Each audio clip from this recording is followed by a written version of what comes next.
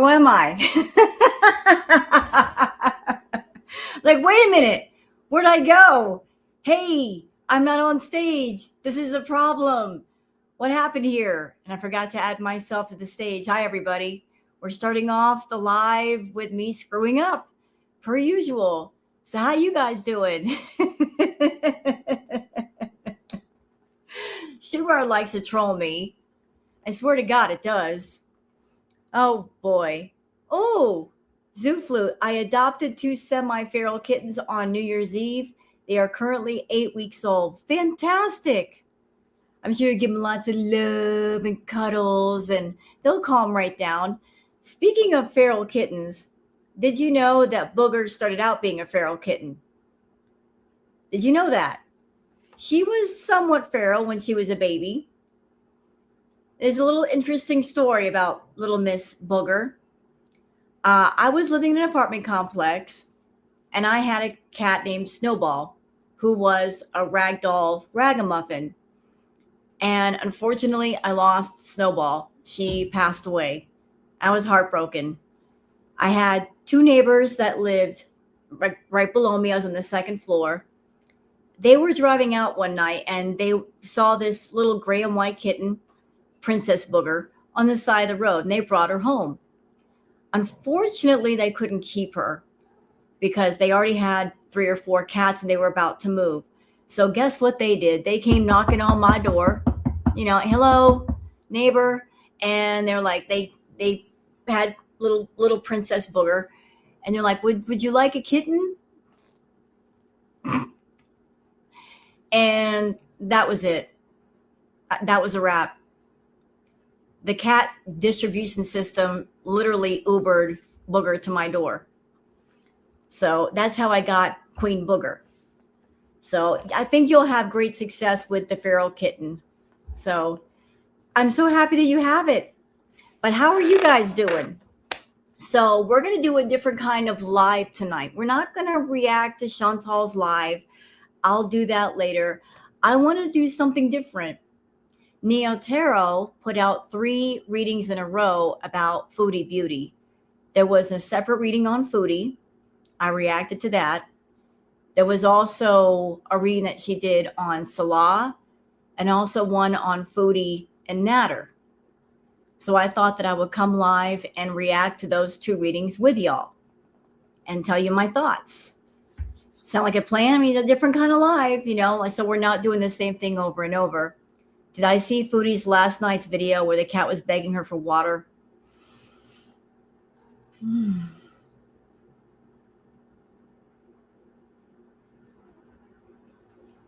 going to keep my thoughts to myself.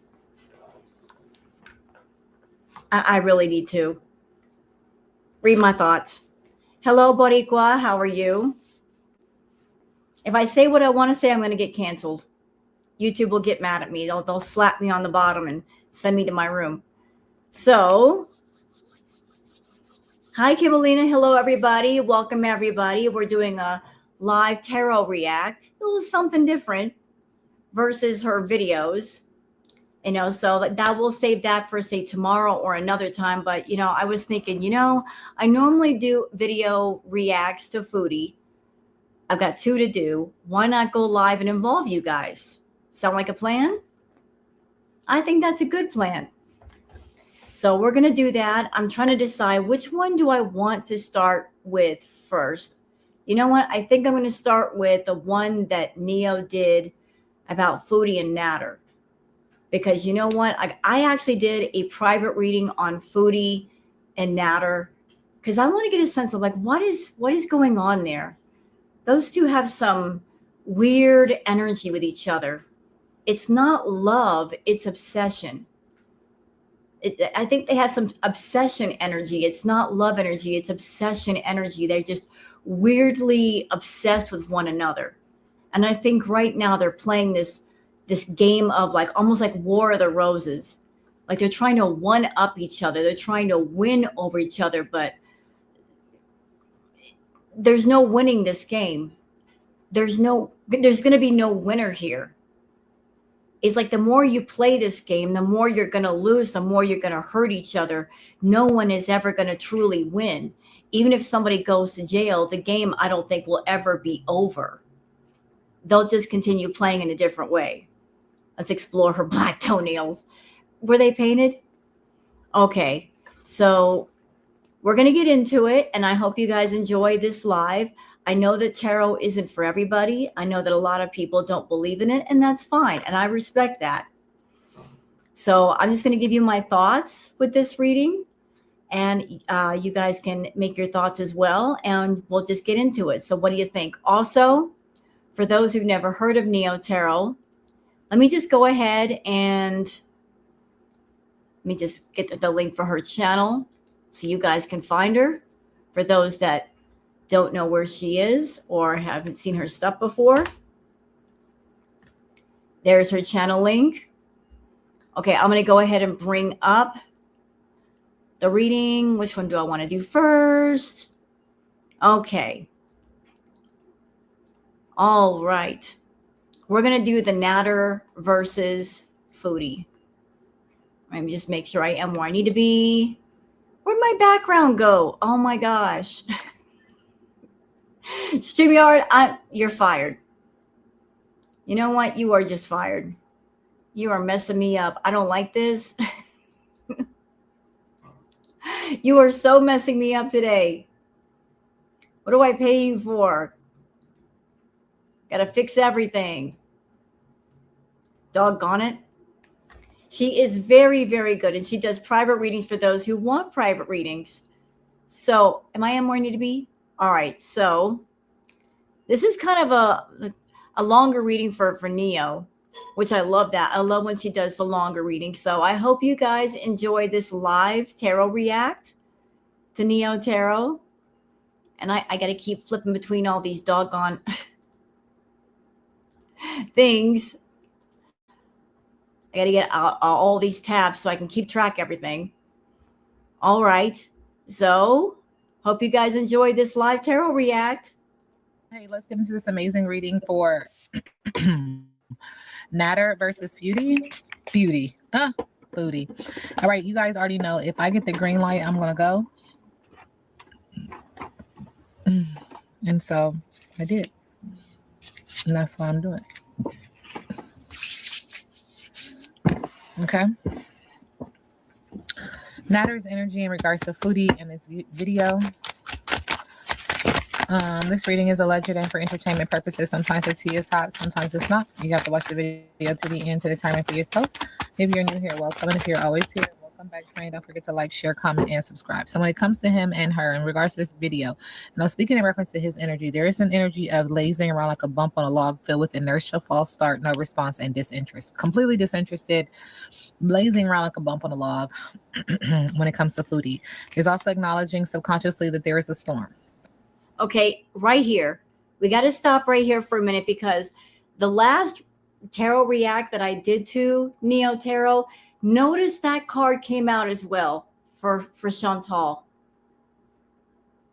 That exact same card came out for her immediately. So it's like those two, they had a storm in between them. There's always a storm between Foodie and Natter. But that's the exact same card for Chantal. When it comes to her. And that there's some impeding doom spirit is acknowledging. This could also include Pisces, Cancer, Scorpio, water sign. There's anxiety, sadness, fear, and depression. And the storm is coming to uproot. And spirit says destroy, but subconsciously when it comes to her, there's this energy of needing this storm to happen in order to have transformation, in order to have alignment, in order to have balance, which I spoke heavily in regards to the reading that I did for her. So there's a sudden change and necessary shakeup with transformation and hope that, things will get back into alignment. But more importantly, Spirit is acknowledging via his energy that this is a star-crossed lover. This is a twin flame. So it is acknowledging that through some form of communication, the area of passion for family, friend, foe, business relationship, platonic relationship, or romantic relationship, that the heart chakra has imbalances and or delays. This is totally misaligned. This impedes upon one's success, their finances. They don't have healthy boundaries when it comes to one another, and that anything that you're building is being built on sinking sand. And so money is coming up energetically. Anything that you've profited off of in regards to her and or vice versa. Thank you, Spirit. It's like blood on your hands. You know what I'm saying? It's almost similar to what I said to Salah the other day, that you can't get anything from this because the money itself has negative energy on it.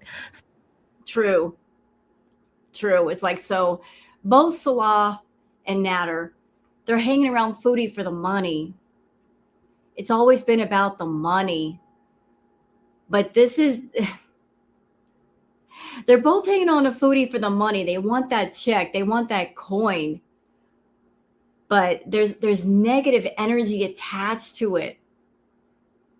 Like, you can't expect good things to come from negative means and negative thoughts and negative intentions. You know, you just can't. Also, with this card, stomping grounds. Like I had some thoughts going through my head while Neo was talking. Let me just go ahead and back it up a little bit so I can get my thoughts together. Y'all give me a second. So this card, stomping grounds, just to me, let me put this together. I think what I was going to say earlier, and I totally forgot. You know, some people come into your life not because they are supposed to be your life partner. They're supposed to be a lesson that you learn. And once you learn the lesson, you move on and you go on to better things. So some people that come to you, they're not supposed to be your life partner. They're not supposed to be your soulmate. They're not supposed to be your like forever love. They're basically a lesson in disguise. And unfortunately, Chantal, she does not learn her lessons. She was supposed to learn her lesson with Nader. She did not learn. So she went back to summer school with Salah. Because notice with both men, it's just that there were a lot of similarities between those two. Different men, same similarities of what she wanted and what she was around them for. But Neo is right. If you're hanging around somebody and what you're doing is sneaky and shisty and whatever money you make, there's negative energy that's going to come from that. It's like blood on your hands. You know what I'm saying? It's almost similar to what I said to Salah the other day, that you can't get anything from this because the money itself has negative energy on it. So you can't expand and expound up with it. You know what I'm saying? You're not going to make any profits off of this because it's rooted in evil. It's rooted in this low vibrational, low tier energy. But there is some connection that these two have. There is some past connection that these two have. There is memories and nostalgia when it comes to these two. And so Spirit is acknowledging, let's continue with this deck. Something's in the middle of the deck. Yeah, and he needs a spiritual bath when it comes to her. Spirit is acknowledging one or both of them is into it. When I say into it, it's the brouhaha, it's the manipulation that one does and chooses. And not everything is manipulative, but in this case, it does feel very manipulative in that one is trying to control and or consume one's energy to do what they say to do, when they say to do it, how they want them to do it. And that is not how it goes. You are not bigger than the program, right? And so he needs a spiritual bath. If mama ain't happy, no one's happy. This will revitalize the throat chakra, the heart chakra, the solar plexus energy. Spirit is also acknowledging, like I said to Salah the other day, that this is not someone who is perfect. No, actually, nobody's perfect. But there's some imbalances to his energy as well. I'll just say that. But he needs to focus on self-love, relaxation, regeneration, satiety within replenishment. If he is able to do so, he will feel very rooted and grounded in that acknowledging this is happening for him, not to him, and not going around it, under it, or over it, but growing through it, because there is this energy of being caught, trapped. The thing about it is, this game that you play with her, you're going to win, have a one up, and then she's going to have a one up, and then you're going to have a one up, and it feels like this is a tangled web that you weave when you. And that's true. Didn't I say that a minute ago? Like the picture I get in my mind for both Foodie and Natter is just, if you've ever guys seen the movie War of the Roses, pretty similar. You got two people who are at war with each other, and they're determined to win some kind of game. Like, I'm going to get the last word. I'm going to be the victor. But neither one of them are the winners. This is a game you cannot win. All you can do is further hurt each other. So it's like, if she does something, then he'll do something. And then she'll do something, and he does something. So this is going to keep going back and forth. It'll never quit. Ever, ever quit. Going back to the cards for a second, the Fix and 2 card, that is so appropriate. Cat and mouse. Who is the cat and who is the mouse? I'm feeling energetically like, who is the predator, who is the prey? It switches back and forth between them. Sometimes she's the mouse, sometimes he's the mouse. Sometimes he's the cat, sometimes she's the cat. It's all about who feels, who's got the one up at the moment. And they both participate in this game with each other of like, I want to be the winner. I want to be the victor. Energetically, I feel that Chantal and Natter, they are alike in a lot of ways. They are very similar.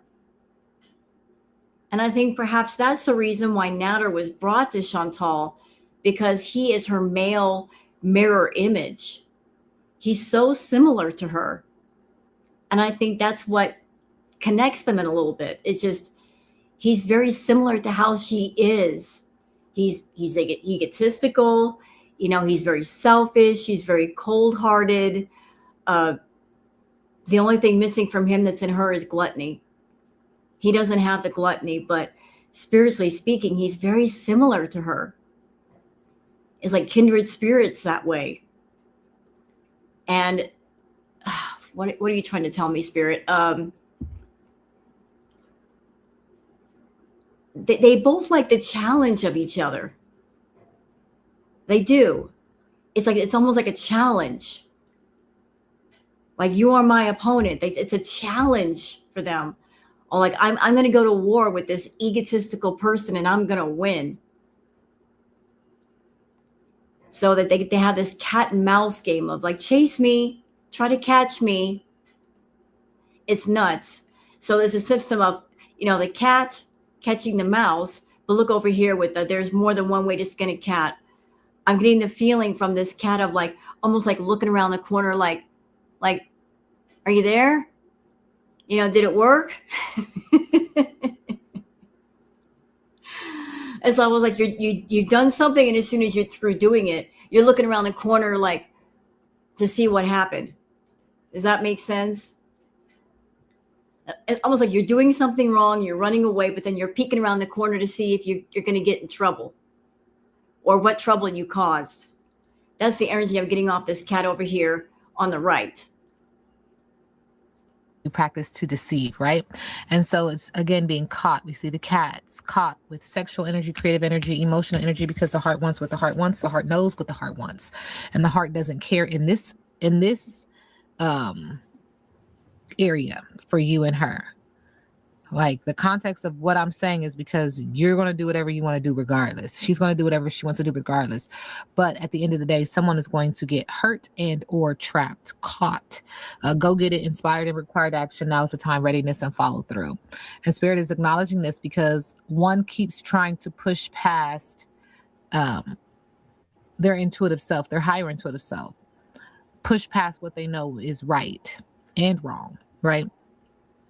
And what they're seeking, what you're seeking, what she's seeking is some form of breakthrough, solution, originality, receptivity, and faith, but you're not listening to your higher intuitive self. So you're moving in opposition of yourself, in opposition of your higher intuitive self, in opposition of your ascended self. And so what is going to come of that? Not something good. Okay, not something good. All right, Natter versus Foodie.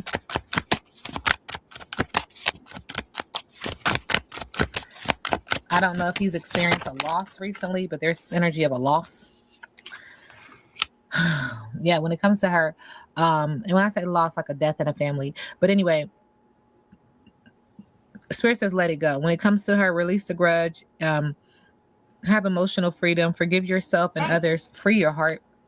Excuse me. Spirit is also acknowledging to subconsciously focus on enjoying rewards because you deserve it, indulgence in comfortable wealth. I don't know if he came into money or came into something, but Spirit is acknowledging forgive, forget, move on, and focus on wealth. Everybody. Natter and Foodie. Thank you. All right. So is this a blind date, a surprise meeting, an unexpected chemistry, awkward introductions, could be love or a disaster when it comes to these two. And it feels like that was the initial energy when you met or when you met back up. But now there's this energy of someone being very triggered. Emotional reactions, unresolved wounds. And I want to point out to those that have never seen Neo Tarot, just keep in mind, she is not a watcher of Girl World. She doesn't watch the live streams. She doesn't watch Foodie's videos. She's just reading the energy off the cards. A lot of people have had questions about that in the past. Like, oh, like she must watch Chantal's live streams. No, she's a very busy lady. She does private readings, plus she posts regular content on YouTube. She doesn't have the time to sit and watch Foodie's content. She is just simply reading the energy off the cards, but look how accurate she is. Like she doesn't know what's going on currently with Chantal, but blind date triggered, and look what happened recently. Look what happened. The blind date, her and Natter meeting up again and having a little occasion, which led to someone getting triggered. Chantal's been triggered. Actually, they've both been triggered because now they're going at each other. You gonna sit down, bugger? Sit down. Hi. Where are you going? My cat is just all over my lap right now. Lay down. Can you lay down? Thank you. How are you guys doing? You enjoying the reading so far? We're gonna keep going. Facing past hurts. Why does this bother me? Looking at the cell phone, crying, anxiety, sadness, fear, depression, Pisces, Cancer, Scorpio. Also acknowledging that this is another lesson learned. Wisdom gained, completing a cycle, growth through experience. I'm wiser now. The problem with this is she's going to want her lick back eventually, right? Yeah, Foodie's already over there talking about, I want to find the number to Natter's probation officer. She's already planning her lick back. I'm here for Booger sightings mostly, though I like Neil a lot. Booger has her fans. I can't get mad about that. She has her fans. She's on my lap right now, Crap by Jay. She's like, she likes it when I wear hoodies. She loves when I wear hoodies and long pants because I'm just a big, warm heater for her. But getting back to Foodie and Natter. Natter and Foodie.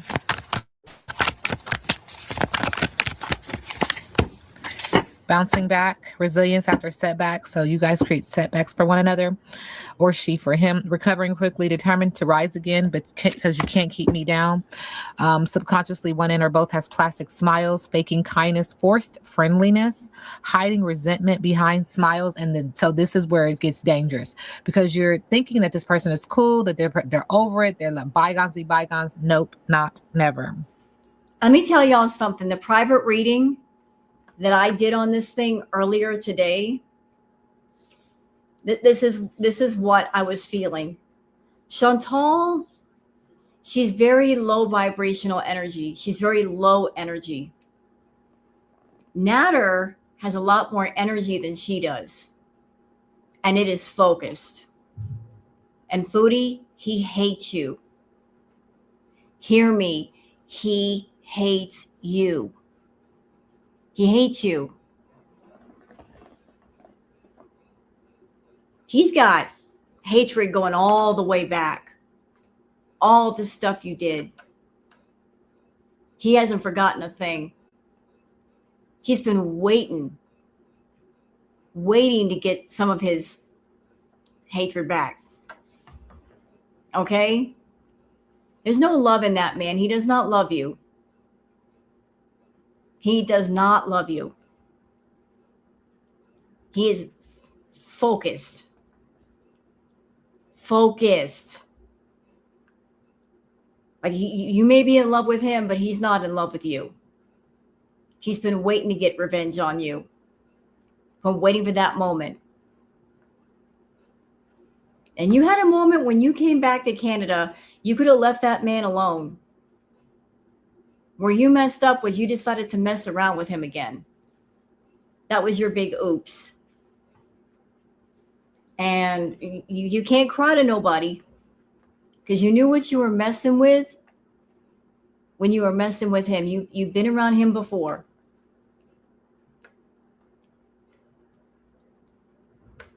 Yeah, like Natter hates her.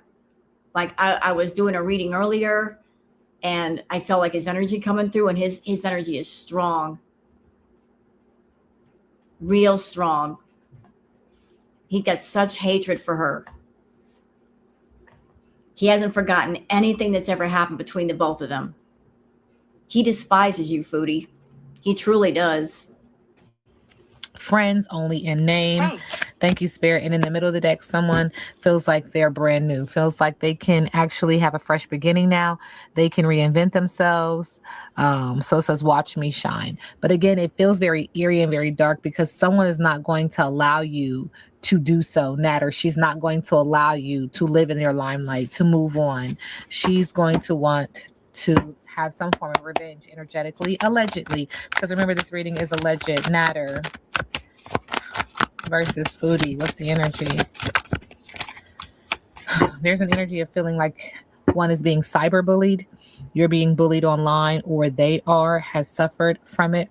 Subconsciously unbothered, but also acknowledging that there's some energy of child service. Now, I don't know who has children. I don't know if he has children. I don't know if she has children, but there's some energy about reporting something, reporting neglect, or reporting abuse.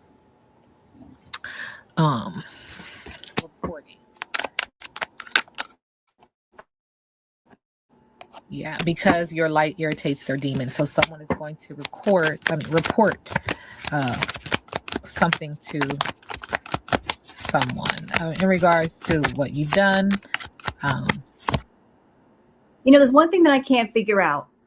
So I heard recently that Natter tried to contact Salah's father while he was on Facebook Live, and Salah's father did not pick up, so he left some kind of message. And I don't know why Natter would do that. Why involve Salah? Because I'll tell you Salah's energy. Like Salah's energy to me feels like I don't want no part of this. I want to be left alone. I'm over here. I walked away. She walked away. I really don't want no part of this. Where Foodie and Natter, they want to engage online and they want an audience in the middle. Salah's out. He wants no part of social media. He doesn't want to get online and do all kinds of noise. He wants to be left alone. But for some reason, it seems like Natter and or Foodie, they want to involve him when he doesn't want no part of it. I don't know why. I don't know why they're trying to reach out to Salah, involve his family. There must be some kind of backstory that I don't know. But that's the energy. Natter and Foodie, they want to go at it. Salah's like, nope, I'm out. Like, I had my fill. Thank you very much. Goodbye. But that's the difference in energy between Natter and Foodie versus Salah. Etc. Okay, anything else in regards to Natter and Foodie?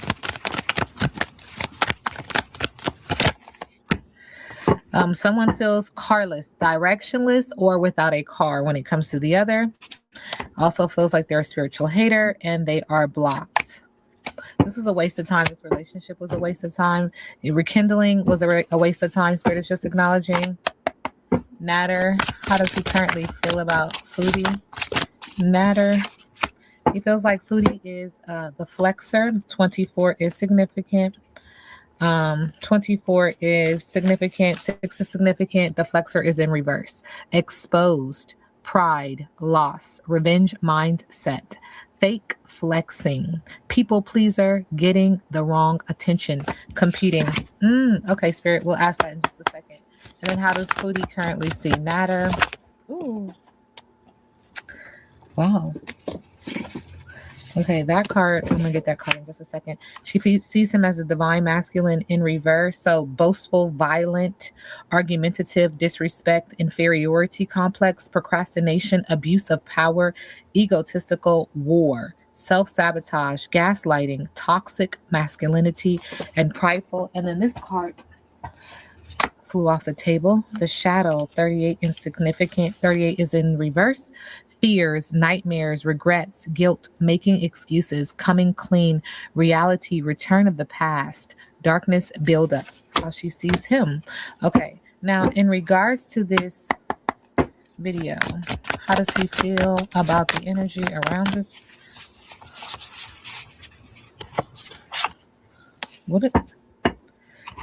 That card was... How does he feel about the energy around this video? Manipulation, lack of common sense, extremist, memory problems, know-it-all, misguidance, feelings of loneliness, taking advantage, judgmental, silly, foolish, confused, a fool. Whoa. A fool. Oh, ain't it funny how the way you feel? Okay. Anything else in regards to the video? How Natter feels about this? Okay. Oh, not the target. Excuse me? Interesting. The target. Targeted, gang stalking, facts stacking, goals, purpose, stalker, spy, chosen, focus, jealousy, envy, intimidation. Wow. This is interesting. Wow. Natter versus Foodie. Current energy.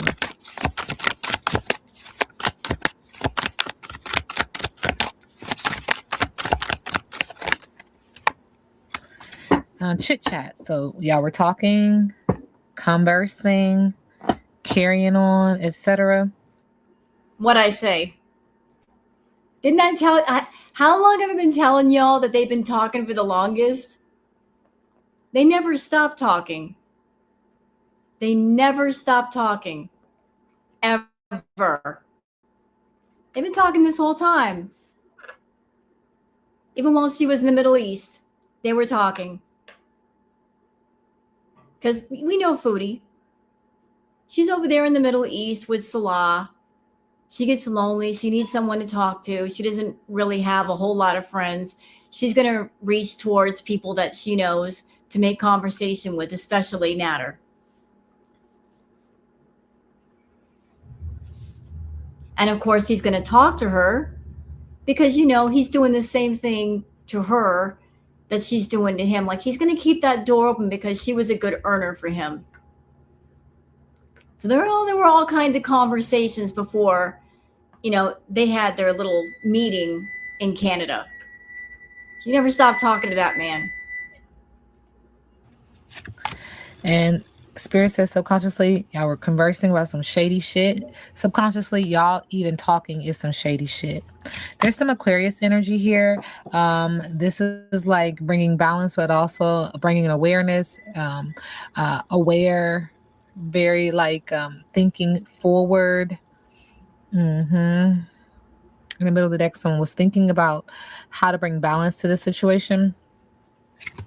And when I say bring balance to the situation, this is interesting because it says coming for you.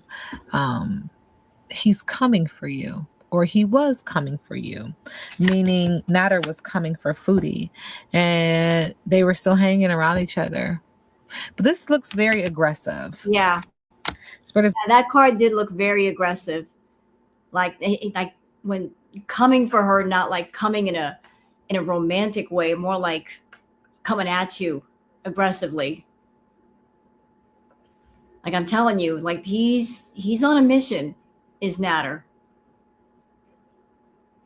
He's got a lot of, I want to say, angry energy. It's not so much angry. What's the right word? It's very focused. Very focused. Natter's energy back in the day was like, to describe Chantal's energy, you get into it, it's like wandering in a fog. And it has a lot to do with the party favors. But he's not doing the party favors so much. So he's got very focused energy these days. And he's got a lot more energy than Chantal does.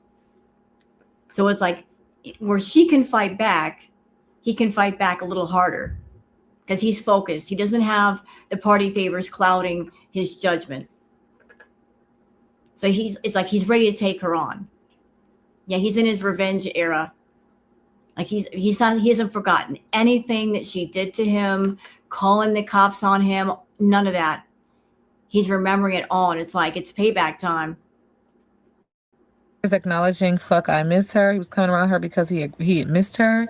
But again, this feels very aggressive, and there's some silence, abused in secret. Something is going on here. And Spirit is already acknowledging the energy of someone being extremely aggressive. But then what is this about the children? And what is this about her being silenced and abused in secret about a child? What does Natter know about said children or a child when it comes to Foodie Beauty? You guys already tell me that she cannot have children, but are we talking about Salah's child and how she can't speak in reference to that child? Is that what we're talking about? Anyway, anything else in regards to Natter and Foodie? This is energy of goodbye, fucker, because it was just a fantasy. It was just sex. Interesting. Okay, Natter in regards to Foodie. Chaotic. Relationship is chaotic, filled with drama. And you need to have some healthy boundaries, you two. Mm-hmm. Natter. Here's the problem with Natter and Foodie.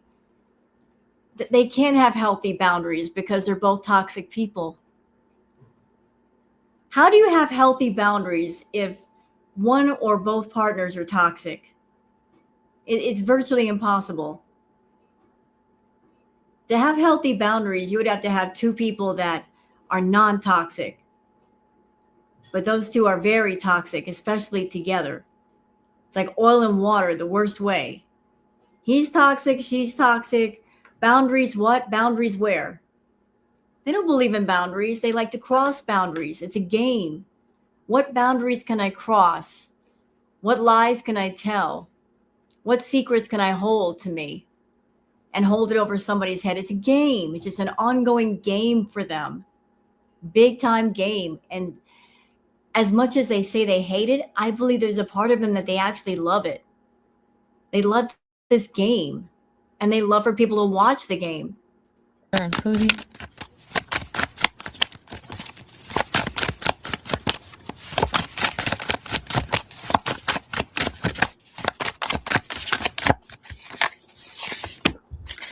Death to it. Mentally, physically, emotionally, spiritually, financially, this needs to end, okay?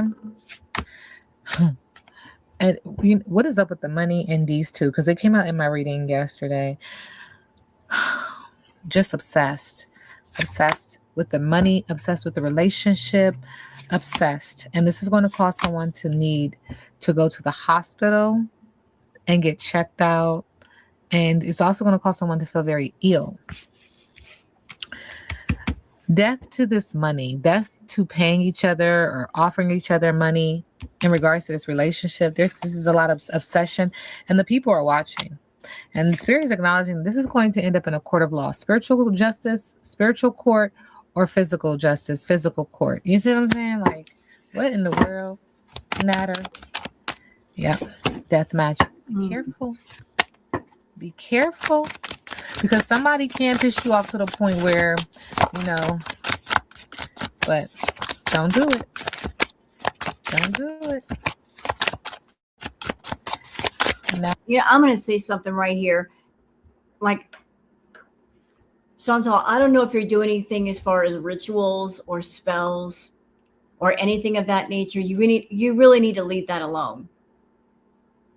If you're doing anything in that regard where you are trying to manipulate someone or more than one person, trying to get power or persuasion over another, you really need to leave that alone. Because your life is already a mess. You're just going to make it far worse. You're not going to get what you want. You're going to get what you don't want. I think while you were in the Middle East, that you were perhaps doing things, you were trying to manifest this moment where you came back to Canada and you would get together with Natter. And you try to create an environment for this meeting to happen. I think you wanted more than just, sneaky sex behind the scenes. I think you were trying to lead up to getting this nice apartment and Natter eventually moving in with you, living with you, or staying with you here and there. So you got the nice apartment. Like, everything you did was all about just creating an environment where he would come back and be with you. But I think you've done stuff behind the scenes, maybe some spells, rituals, something.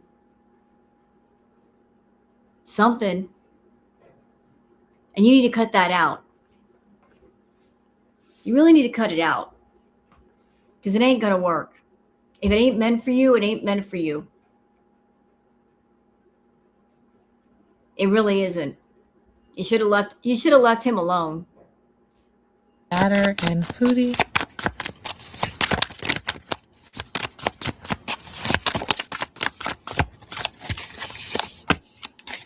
The house. What about the house, spirit?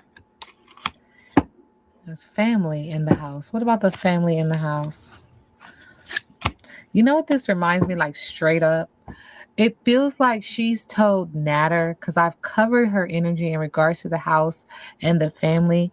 It feels like in the house, she had to leave this house. She had to leave this family. Thank you, Spirit. It automatically makes me feel like Salah and his wife and his child and or his children. And Natter really knows. Natter really knows. Thank you, Spirit. That she's mentally unstable and emotionally unstable. Yeah. Yeah, and on a word about Chantal being mentally unstable.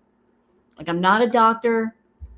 I would never proclaim to be a doctor. I don't have any medical knowledge. I think that Chantal has undiagnosed issues, physical, mental, emotional, and she really needs to see a doctor, a therapist. But I think that she's right on the edge, y'all. Right there. And different things have been happening around her that have not been helping her feel good. Like losing monetization on her YouTube channels, losing monetization on Twitch. Like that, those are all stressors. But I think the biggest stressor for her right now is Natter.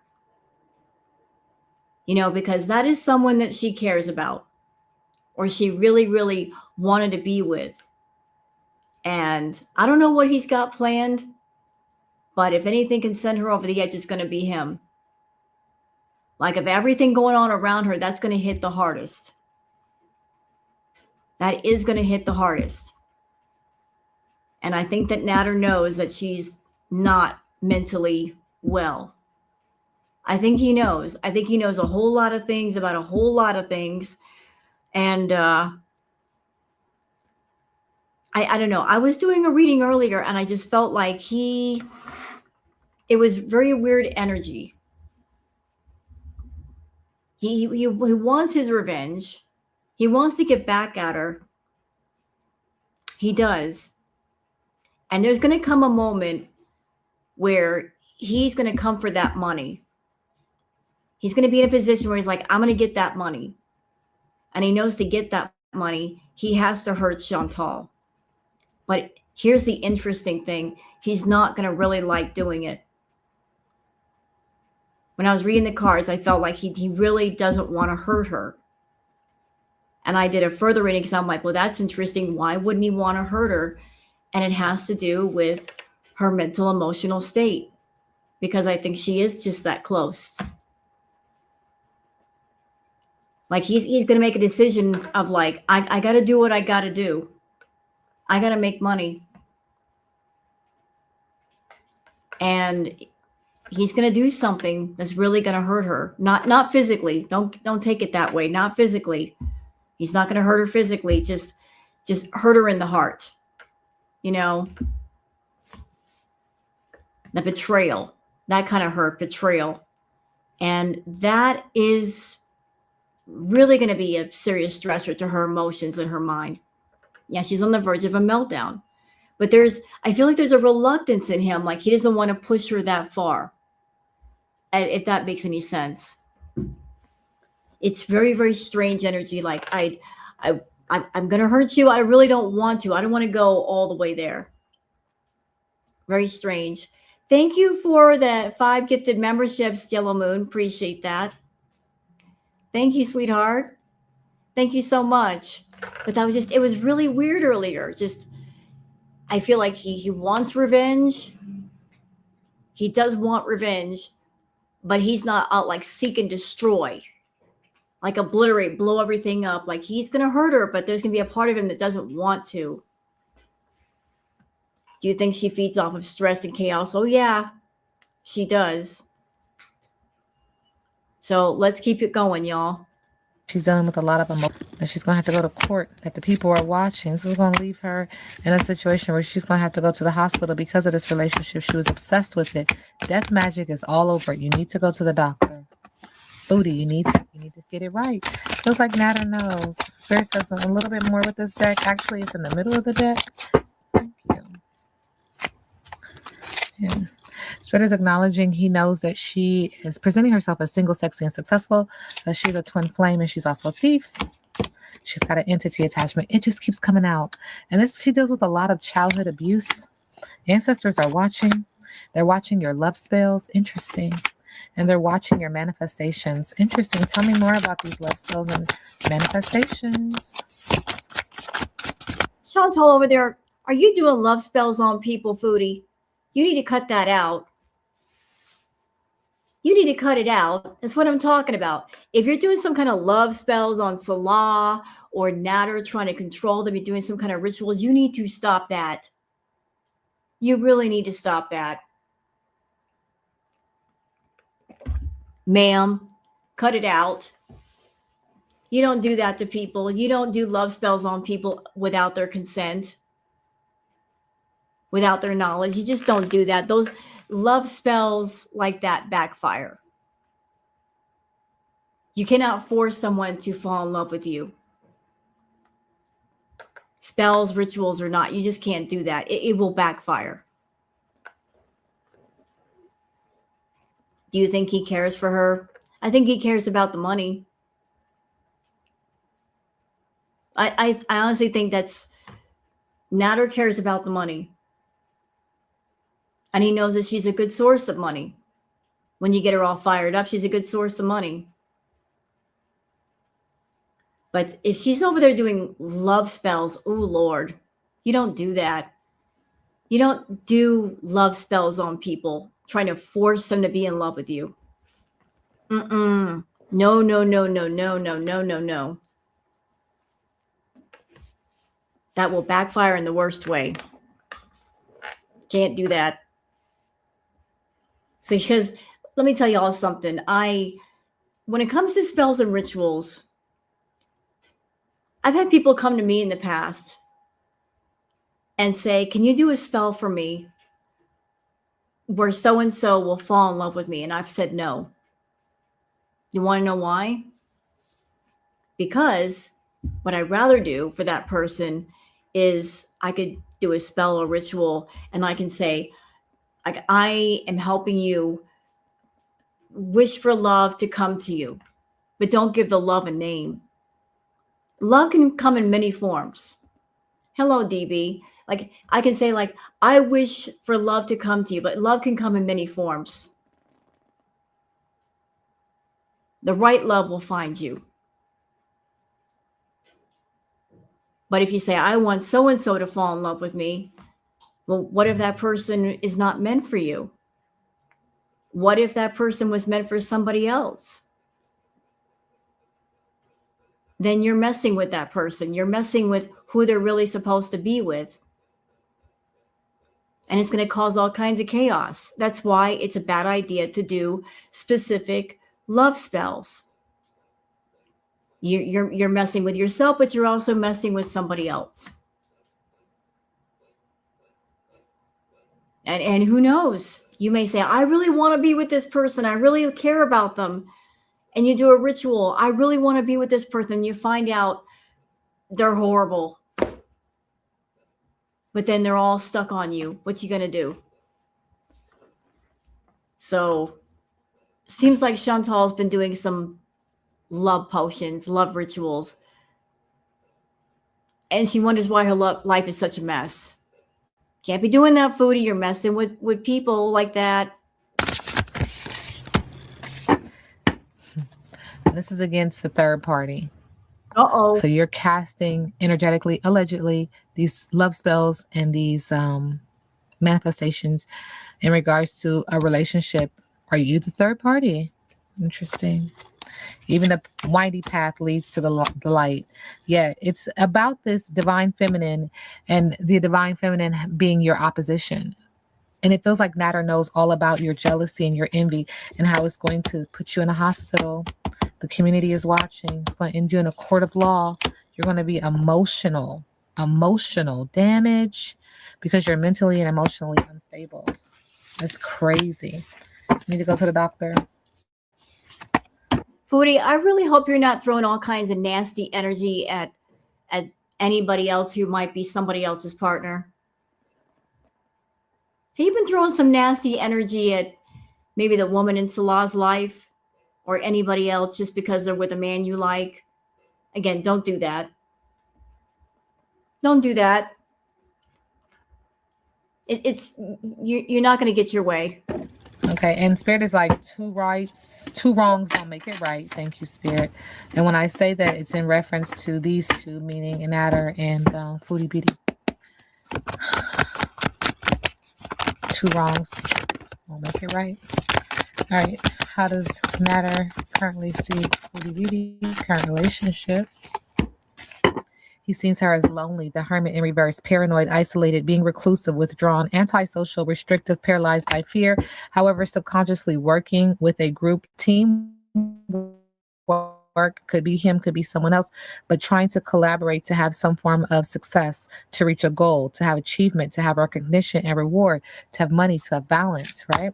And with this new job, what's the new job, child? I don't know, but there's this idea of trying to create something, negotiate something, to bring forth money, to also feel rooted and grounded.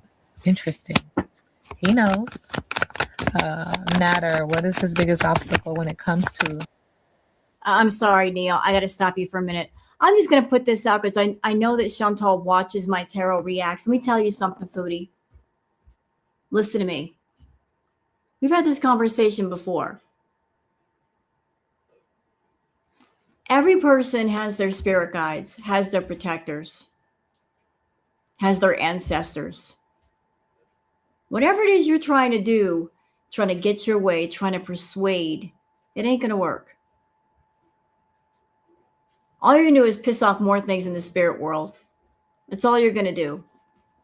Not only that, and this should be known, when you do any kind of magic or rituals or spell work, it drains the battery. You know, it takes a lot of energy to do negative magic. A lot of energy, y'all. I've known people that used to do it. Every single one of those people, they were tired, they were sick, they had bad things happen to them. It takes a lot of energy to do negative magic. And if she's throwing out negative intention, negative magic at people, trying to get her way, trying to do harm, whether it's to Salah and his wife or Natter or anybody in girl world, all that's going to happen is she's just making herself tired, making herself more sick. And all that negative energy is going to come bouncing back at her. Like what you send out, you get back. And she keeps sending out all this negative energy. It's going to come back to her. It is coming back to her. All of it. All of it. So she needs to cut it out. Stop it, Foodie. Foodie beauty. Remember, our biggest obstacle in reverse. Peaceful resolution is an obstacle. Defeat is an obstacle. Moving on, compromising, communication, ending conflict. Peaceful resolution is an obstacle when it comes to her. Resilience is an obstacle with the Nine of Wands in reverse, throwing water on the flame. Aries, Leo, Sagittarius. Refusing compromise, giving in, stubborn, all obstacles, rigid. The last one standing is an obstacle. A foolish person. A foolish defensive position is an obstacle. A weakened immune system. It keeps saying hospital, hospital, hospital. Carelessness is an obstacle, and then enthusiasm is an obstacle. Another fire energy, Aries, Leo, Sagittarius in reverse, throwing water on the flame in the area of business, but also in the area of passion. So acting out is an obstacle. A lack of energy, discontentment, disencouragement. Obstacles, someone who breaks your heart, an impetuous or insensitive person. Obstacle, obstacle, obstacle when it comes to Foodie. What's next? What is some advice Natter needs to know here when it comes to Foodie? And advice would be to go home, to be amongst community or family. When it comes to Foodie, you need to focus on family and success and prosperity. That would be a word of advice when it comes to her. It's interesting because you guys know at the time she's an Aries fire sign. So in regards to her, this just like hits the nail on the head that he needs to focus on his own family and life and feeling welcomed and teamwork and success. You know what's interesting about that family card? We know what's coming to my mind right now. I'm thinking about when Chantal was in Kuwait with Salah, how she was zeroed in on Salah, and he didn't have his family around. Like he had to focus on her, she had to focus on him. But the moment he went home to Syria and he was surrounded by the family energy, the family unit, like she didn't have as much control, did she? Like him being surrounded by love and family connections and the ancestors, that added to his protection. She hated being in Syria with Salah because he was surrounded by family, and therefore she could not trap him and isolate him. Surrounded by family, he was not isolated. Oh, I like this comment, and I'm holding Booger right now. And she's even said it was better when I had him all to myself. Precisely that. Because when she was in Kuwait, then she had him all to herself. And she was able to control him and drain his energy. But yet when he was in Syria, his family was there. So she couldn't isolate him. And she hated it. You know, she's got a lot of negative energy, and she was surrounded by a lot of very positive energy. The family unit, family energy is very, very strong. And it's almost like garlic to a vampire. You know? And she's over there with her negative energy, and she's surrounded by positive people. and love and the family unit, and it's just it repelled her, and the family saw right through her. Exactly. So the family unit and family love can be very, very powerful. It gave him strength, it gave him support. And she didn't want to be over there because she couldn't control Salah, and she couldn't drain Salah. She couldn't attach herself to Salah and get away with it. But why that's coming to my mind looking at that card for Natter, it's interesting that Neo is telling Natter that he needs to connect with family. Isn't that something? That Neo is telling Natter to connect with family. And I think it's because if he connects with his family unit, back to his roots, back to his family, that's a way to get rid of Chantal. Because Chantal is firmly attached to Natter. If he connects to his roots and goes back to his family, or connects to his family and connects to the family unit, then she doesn't have as much power over him, or the power to hurt him. Yeah, get away from her and connect to family. You know, she thrives on those who are isolated. She likes to isolate her targets. She'll isolate the target, then drain the target and attach to the target. What else does he need to know when it comes to her advice? That she's arrogant, reckless, hyperactive, a daredevil, overly confident, loud, show off, one who promises much and doesn't deliver, another fire, energy, Aries, Leo, Sagittarius. And then lastly, in the middle of the deck, he needs to know that when it comes to her, he needs to find balance. He has a choice. The Two of Cups. Hey. Thank you, Spirit. And in the middle of the deck is something that we can't see. So there's love elsewhere for him. But he has a choice. Everybody does. And he needs to choose balance when it comes to her. He needs to choose marriage and mutual respect, a partnership that is going to really be that. Because this isn't that, right? Mm-mm. What's next for Natter in regards to Foodie Beauty? Clarity. New plans, new ideas, breakthrough, clarity, realizing the truth. Okay. When it comes to Foodie Beauty, what's next? The Queen of Pentacles is in reverse. Insecurity, instability, fear. Someone who is lazy, suspicious, and lacks motivation, feels insecure, and neglects her responsibilities.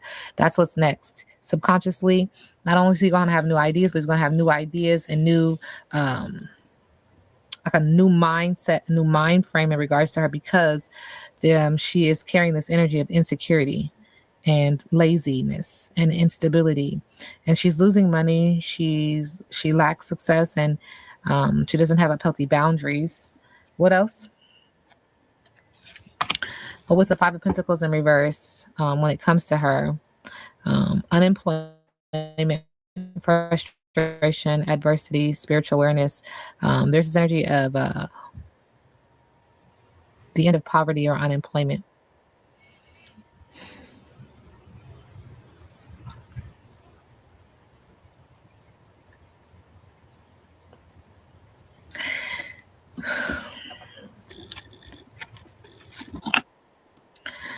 I'm taking a deep breath because it feels like you guys are a little weird. I'm just being quite honest. Feels like you almost want to watch her suffer. Hey. Thank you, Spirit. That's weird to me. It's almost like he wants to see it. Seems weird to me. Mm-hmm. So we're going to raise the vibration on that one, because what is that about? Yeah, he has clarity when it comes to her, and he has clarity that she is insecure. He also has clarity that she is unemployed, and that there's some frustration that she may have. And he also has clarity that she is going to have some sense of feeling restored at the end of all of this. But something, thank you, Spirit, something just doesn't sit right with this energy of how he kind of he wants to watch the train wreck. You know what I'm saying? Something's off about that for me. But I don't like how that makes me feel. Okay, you guys, call me back. Wonderful reading by Neo Tarot. And as far as that last part, he wants to watch her suffer. The feeling that Natter wants to watch her suffer. Well, that's right in line with him, isn't it? He wants to watch her suffer, but she also wants to watch him suffer. You know, it just, maybe it's because of things she's done to him in the past that he's never forgotten. I don't know. He might be a bit sadistic. So that was the first reading by Neo Tarot. And there's one more. Yeah, they're both alike. I mean, you know what I'm thinking about right now? That last part of the reading, he wants to watch her suffer. Immediately what comes to mind is the beginning part of the reading with the cat and mouse card. And then one way to skin a cat, you got the cat almost like looking around the corner. To me, that's what it feels like with Natter. Like there's a cat and mouse game going on. And then it's like looking around the corner to see what damage has been done, what the reaction's going to be. Yeah, he is a sadist. So that was the first reading by Neo Tarot. Okay, so now here's the one about Salah. I'm just going to pull that up, and I'm very interested to see what Neo has to say in regards to, like, what is Salah feeling? He's been kind of quiet. He's been very quiet for the most part about all of this. Like, what's going on in his mind? Oh, let me get rid of this right here. Just 1 second. There we go. I'm just keeping all the tabs straight. So take it away, Neo. Hey, let's get into this amazing reading for Salah. Okay. This reading is alleged and for entertainment purposes. Sometimes the tea is hot and sometimes it's not. You got to watch the video to the end to determine for yourself. If you're new here, welcome. And if you're always here, welcome back, friend. Don't forget to like, share, comment, and subscribe. So I did a couple of readings since I've been back, and I did a Foodie Beauty reading yesterday, and I was like, oh, update on Salah. And I haven't done one on Salah in some time. So we're gonna get into that one too. Okay, cool, interesting. All right, we didn't get a proper shuffle, but this is a card that wants to come out. So, like I said, this reading is alleged and for entertainment purposes. Sometimes the tea is hot and sometimes it's not. You have to watch the not the card with the feet sticking out of the bathtub. If you know, you know. Remember those pictures that he sent to Kai Bella with the feet? Not the picture with the feet pictures in the bathtub. Lord have mercy. Video to the end to determine for yourself. If you're new here, welcome. And if you're always here, welcome back, friend. Don't forget to like, share, comment, and subscribe. All right, so first thing out the deck is that if mama ain't happy, ain't nobody happy. He needs a spiritual bath to get off any energy that would be trying to weigh him down. But it's also a feminine energy as well, meaning that mama. So a mother also needs to do a spiritual bath that could be in relationship to him. So it feels like a wife. It also feels like a sister. Every time my sister wives, I don't know, but let's keep going. I do see candles, which makes me feel like they're into it. He's into it. But this is a spiritual bath to help revitalize the throat chakra, the solar plexus energy, the area of romance, and also the heart chakra, focusing on self-love, relaxation, regeneration, satiety within, and replenishment. Why does he need this spiritual bath? Said spiritual bath because he needs to wrap it up. It's time to go, and or he should have left that relationship a long time ago. Walking away, refusal, knowing his worth, focusing on self-respect and strength.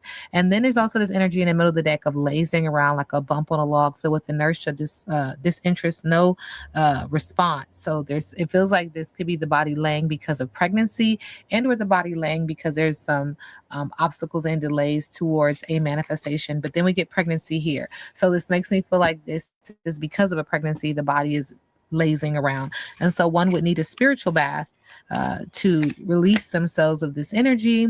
Also walking away from a relationship. Thank you, Spirit. Releasing themselves of this energy. And then in the middle of the deck, what we can't see is there's something else going on here too. Someone is. I want to say something. Like Foodie's got a lot of negative energy. And I know those of you in my audience are like, yeah, no shit, Rose. No shit. But why I'm saying that is just because she is not in Syria anymore, just because she's not around Salah and his family anymore, in my opinion, I think it'd be a good idea for everybody in his family to go for a spiritual cleansing of some sort. And anything that was left in the house, anything that she touched, throw it out, burn it, get rid of it. Anything at all. Anything she came in contact with, get rid of it, get it out of the house immediately. Any clothing, blankets, you name it, it's got to go. Anything that might have her energy attached.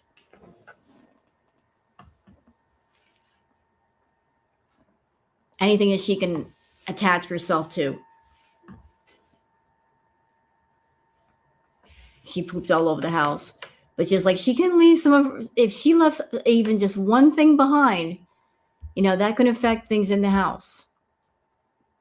But I think it's be a good idea for Salah and his family to go to an imam, get some kind of spiritual cleansing, because Foodie has an attachment on her and might have left something at the house to affect them. Ladles. More than just ladles. And something else that I'd like to say, something that I know even from personal experience, whatever energy that you contain, whatever energy that you radiate out, you will attract those who are most like you on this earthly plane and also in the spiritual plane.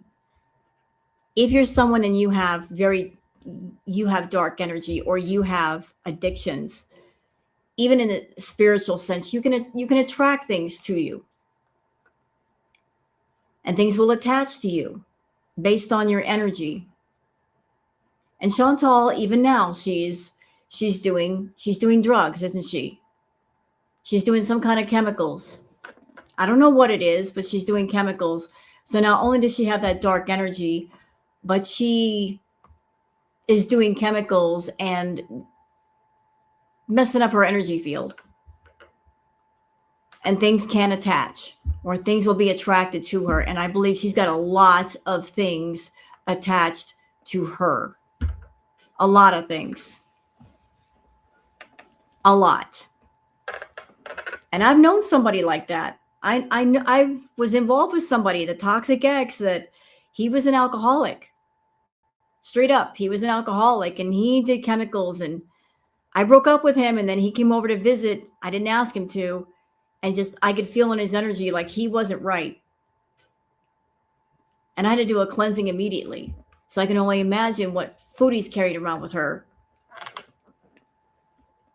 But if Salah is feeling tired and doesn't know why, if his members of his family are tired and they're not understanding why, and they're feeling like something is off, they need to go for a spiritual cleansing right away. That house needs to be cleansed.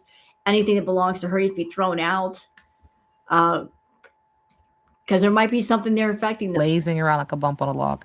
And again, like I said, this could be him or this could be a feminine energy needing to release, acknowledging that the body is physically tired or exhausted, like a bump on a log, and I mean, what I'm trying to say is it feels like we're talking about someone who's pregnant, okay? And their belly is filled with manifestation and incantation, idea, child, etc. Okay? All right, so let's get this deck out again. In regards to Foodie Beauty, because that was the question, how does Salah currently feel about Foodie Beauty? Chantal. That was your question. So he's acknowledging that there was a lot of pride, ego, people pleasing energy around Foodie Beauty that was hotter than blue blaze, and or could be dealing with the fire sign. So Aries, Leo, Sagittarius in the area of passion, but also in the area of business, not listening to his higher intuitive self when it came to her or comes to her. Because I feel like we're not completely speaking in reference to the past. I don't feel like he's completely cut her off or not talking to her, not yet. But also acknowledging, though, that higher intuitively he knew that this wasn't going to work, but there was some form of passion or sensuality or longing, instant crush. He's also acknowledging energetically that he's stumping into the water subconsciously when it comes to her. It's being communicated that this has to do with passion. So passion for family, friend, foe, a business relationship, platonic or romantic. And then this affects the heart chakra. So the heart chakra has imbalances and or delays, which creates total misalignment. Makes me feel like the chakras are teetered off to the side, not in alignment when it comes to her, how he feels about her. Stumping into the water to see his reflection, to take accountability and responsibility for his actions. And that, again, this card loves to come out when I speak in reference to Salah, in reference to his relationship with Foodie Beauty, Chantal, is that there is an information that needs to come out. There's information that the universe and ancestral energy is confirming that whether he likes it, whether she likes it, is bubbling at the belly, bubbling at the throat. Ancestors are approving. This is ancestral energy stepping forward, saying, yes, we are coming. We are using people as vessels to bring forth this energy of communication, honesty, courage, sharing revelations through surprise news, text, and a phone call. And you know what it is? I mean, I can't say for sure what it is, but there's an old saying, the truth will set you free. He's trying to take the quiet way out. He's trying to stay quiet. Like, I'm going to walk away from this quietly. I don't want to make any waves. I don't want to make any ripples in the water. He's trying to walk away quietly. He doesn't want to talk about whatever it is he put up with Foodie Beauty. But that's the only way he's going to really cut ties with her.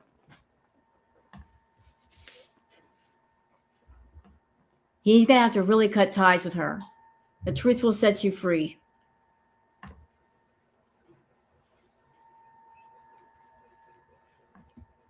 What's that? I'm very upset by this. I'm very upset by the concept that this next person in his life is somehow burdened with the prospect of healing, restoring him. He has a core flaw that drove this, eating chins, partial measure. Well, he's got to heal himself. It's not for somebody else to heal him. He's got to heal himself. It's just that he's just got to do it. And part of what's going to help him heal himself is cutting ties with Chantal. He can't. Chantal is someone that you can't go quietly into that good night with. She won't let you. You can't just walk away from her and expect that she's going to let you go. She doesn't let people go. She wants to stay connected no matter what. She doesn't go, oh, you're an ex. Okay, go be an ex and you go your way, now go mine. She wants to remain connected to people. And she's a toxic connection. So you have to sever it completely. You can't go halfway about it. You can't go 1/4 of the way about it. You got to go all the way. Otherwise, she'll always try to hold on, cling on, keep some kind of connection with you. And he's trying to avoid that. He's trying to avoid taking be forceful about it, but he's going to have to be forceful about it. She's not going to let any other thing happen. This comment, oops. Oh, this one. I believe her money is cursed. If any of her money is sitting around, it's bad. Well, he just needs to cut ties with her. Oh, I like this comment too. Quietness is a weakness to Chantal. Exactly. She likes for people to stay quiet. She has a lot of secrets, and she works overtime keeping those secrets buried. She doesn't want people knowing those secrets, and she will go to great lengths to keep those secrets quiet. So I'm sure she likes the fact that Salah has stayed quiet.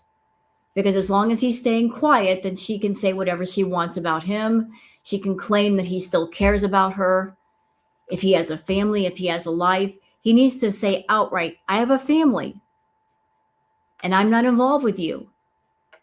He's got to state that publicly. because otherwise she will not let him go. Because the truth shall set you free. The truth is a truth is a truth, okay? And the truth is going to bring universal balance. And I feel like I said this to her directly yesterday. Hey, because I feel like she does watch the videos. All right. So when it comes to him, he had a wake-up call. When it comes to Salah, he had a wake-up call, or spiritual awakening, sudden clarity, urgent awareness, can't ignore it anymore. That he's been, look on the bottom of the deck, that he's been love bombed. Intense affection too quickly, excessive attention, overwhelming charm, hidden control. And Spirit says that that's layered. He too was doing the same, right? All right. What else, Spirit? Spirit is acknowledging when it comes to his current energy, he's a clout chaser, doing anything for attention, fame hungry, desperate for followers, anything for a like. But this clout has allowed him to feel very independent in success. It feels like he has his own area of success. I don't know what other platforms he's on or whatever he's done with the money that he's obtained. You know what's interesting about her reading, about Neo's reading? I've done readings on Salah, and I feel like the money that Chantal has given Salah, he's invested it in some way. Like he's used it to do something. He's doing something with the money related to the family. I don't know what it is, but it's like he's invested the money somehow. He took the money that she gave him and he's put it into something. And he was building towards making something for himself. So at some point he can completely cut her off. So he had some kind of business venture, investment, maybe in property, maybe being a landlord. I don't know.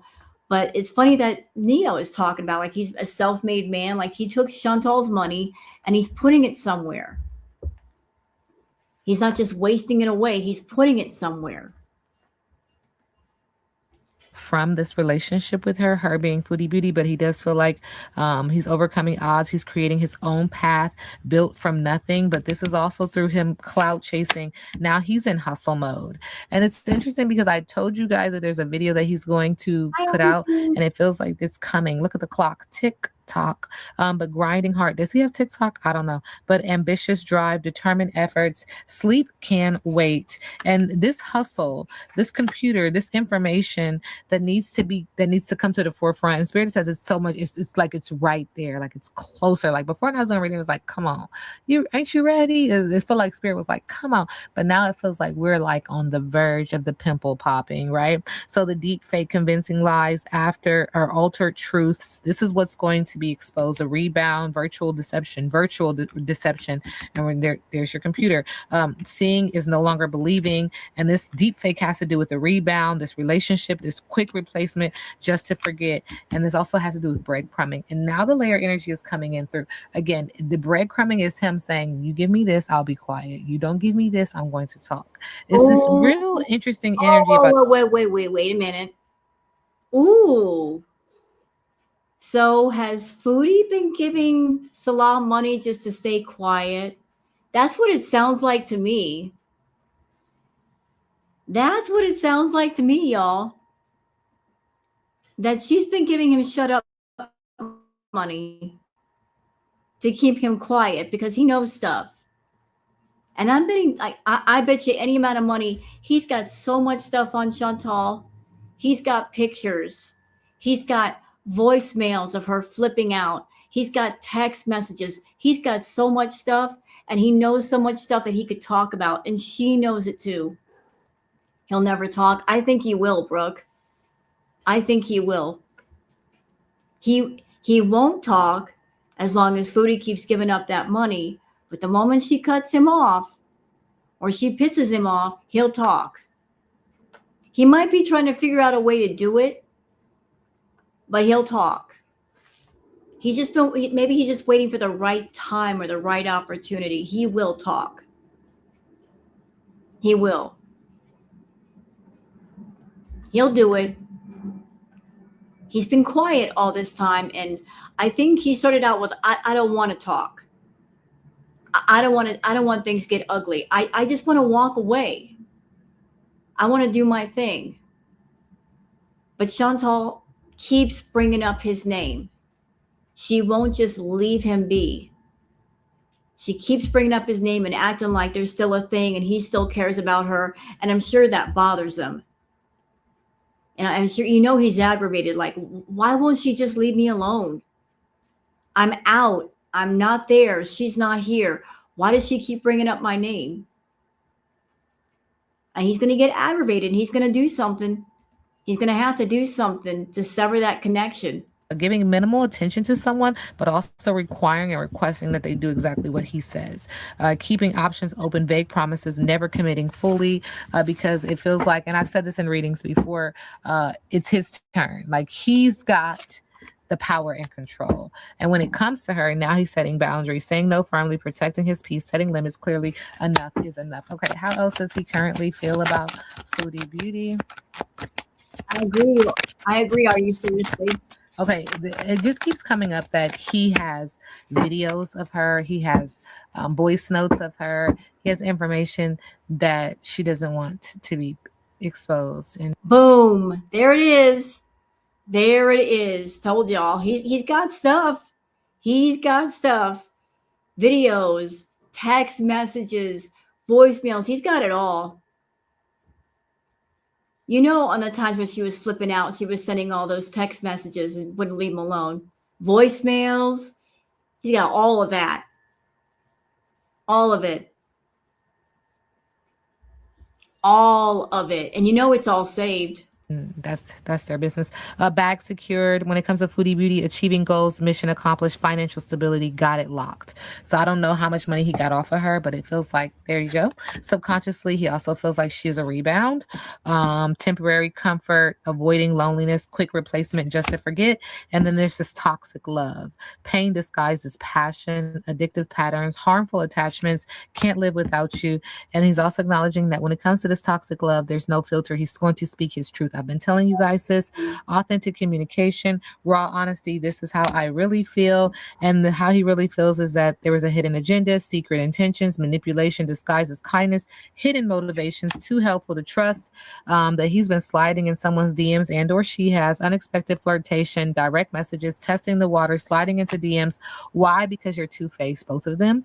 Saying one thing, doing another, betrayal behind kindness, pretends loyalty, trust carefully, and again, Photoshop. This relationship was photoshopped. One end or both are photoshopped. Not this relationship was photoshopped.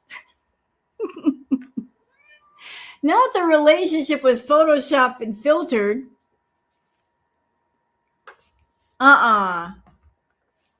This relationship was photoshopped. It was AI. Nuh-uh. This was an AI relationship, y'all. Completely AI. That's what this was. And it was photoshopped. It was. It was filtered. It was photoshopped. It was faked. It was edited. Made for TV.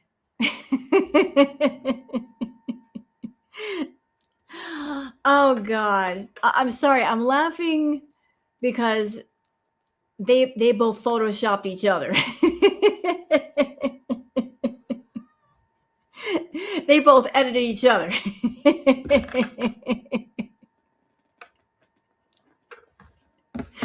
Cropped photos. Use the blur tool. Taking stuff out of the picture.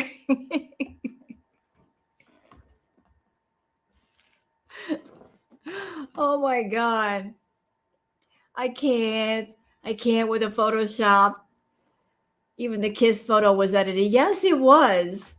Remember the AI kiss she posted once and put a heart over it? Yeah, I know. That's why I laughed. But I'm just thinking about the overall relationship. They were both being fake. From the very beginning, they were both being fake. It's like you got this fake AI relationship going on that was never real. There was never any substance. There was never any love. There was never any real emotions. It was all scripted. It was all photoshopped, edited. It was a production. It was just all of that.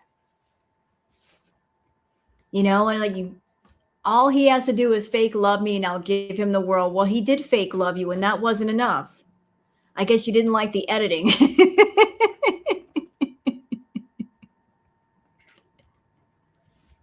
Too bad you couldn't make the baby carrot into a bigger carrot through Photoshop. Ain't that a shame? Anyway.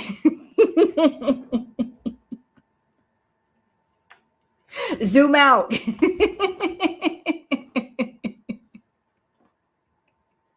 Blow that picture up.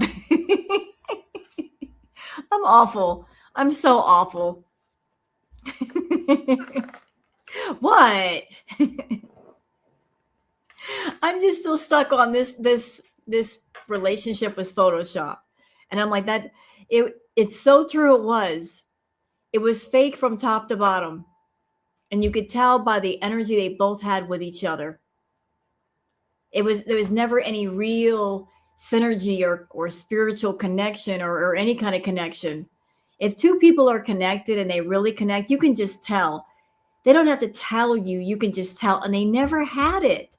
They always had this energy of two strangers who both needed an Uber, right? And so you have to share an Uber ride. So you get into the Uber and you're sitting in the taxi, and then the taxi driver says, "Oh, I got to pick up one more passenger," and they sit in the seat next to you, and you're uncomfortable, but you're trying to be politely nice. So you don't say anything. So you got two awkward strangers sitting next to each other, like, they always had that awkward strangers in an awkward taxi ride energy. That's the best way I can describe it. Again, is how he feels about her. Fake perfection, artificial beauty, unrealistic standards, filtered beyond recognition, and that he's been love bombed by her, but he also is someone who love bombed. So intense affection too quickly. Spirit is already telling me that he's moved on. He's happier now. He's got a wife. I don't know. You guys tell me. This reading is alleged and for entertainment purposes. There's excessive attention, overwhelming charm, hidden control, and then lastly, there's some clickbait. Shocking. You won't believe this story. There's some misleading headlines. There's some empty promises, exaggerated truths, not what it seems when it comes to her being Foodie Beauty. All right. So what else is going on with Salah and Foodie Beauty?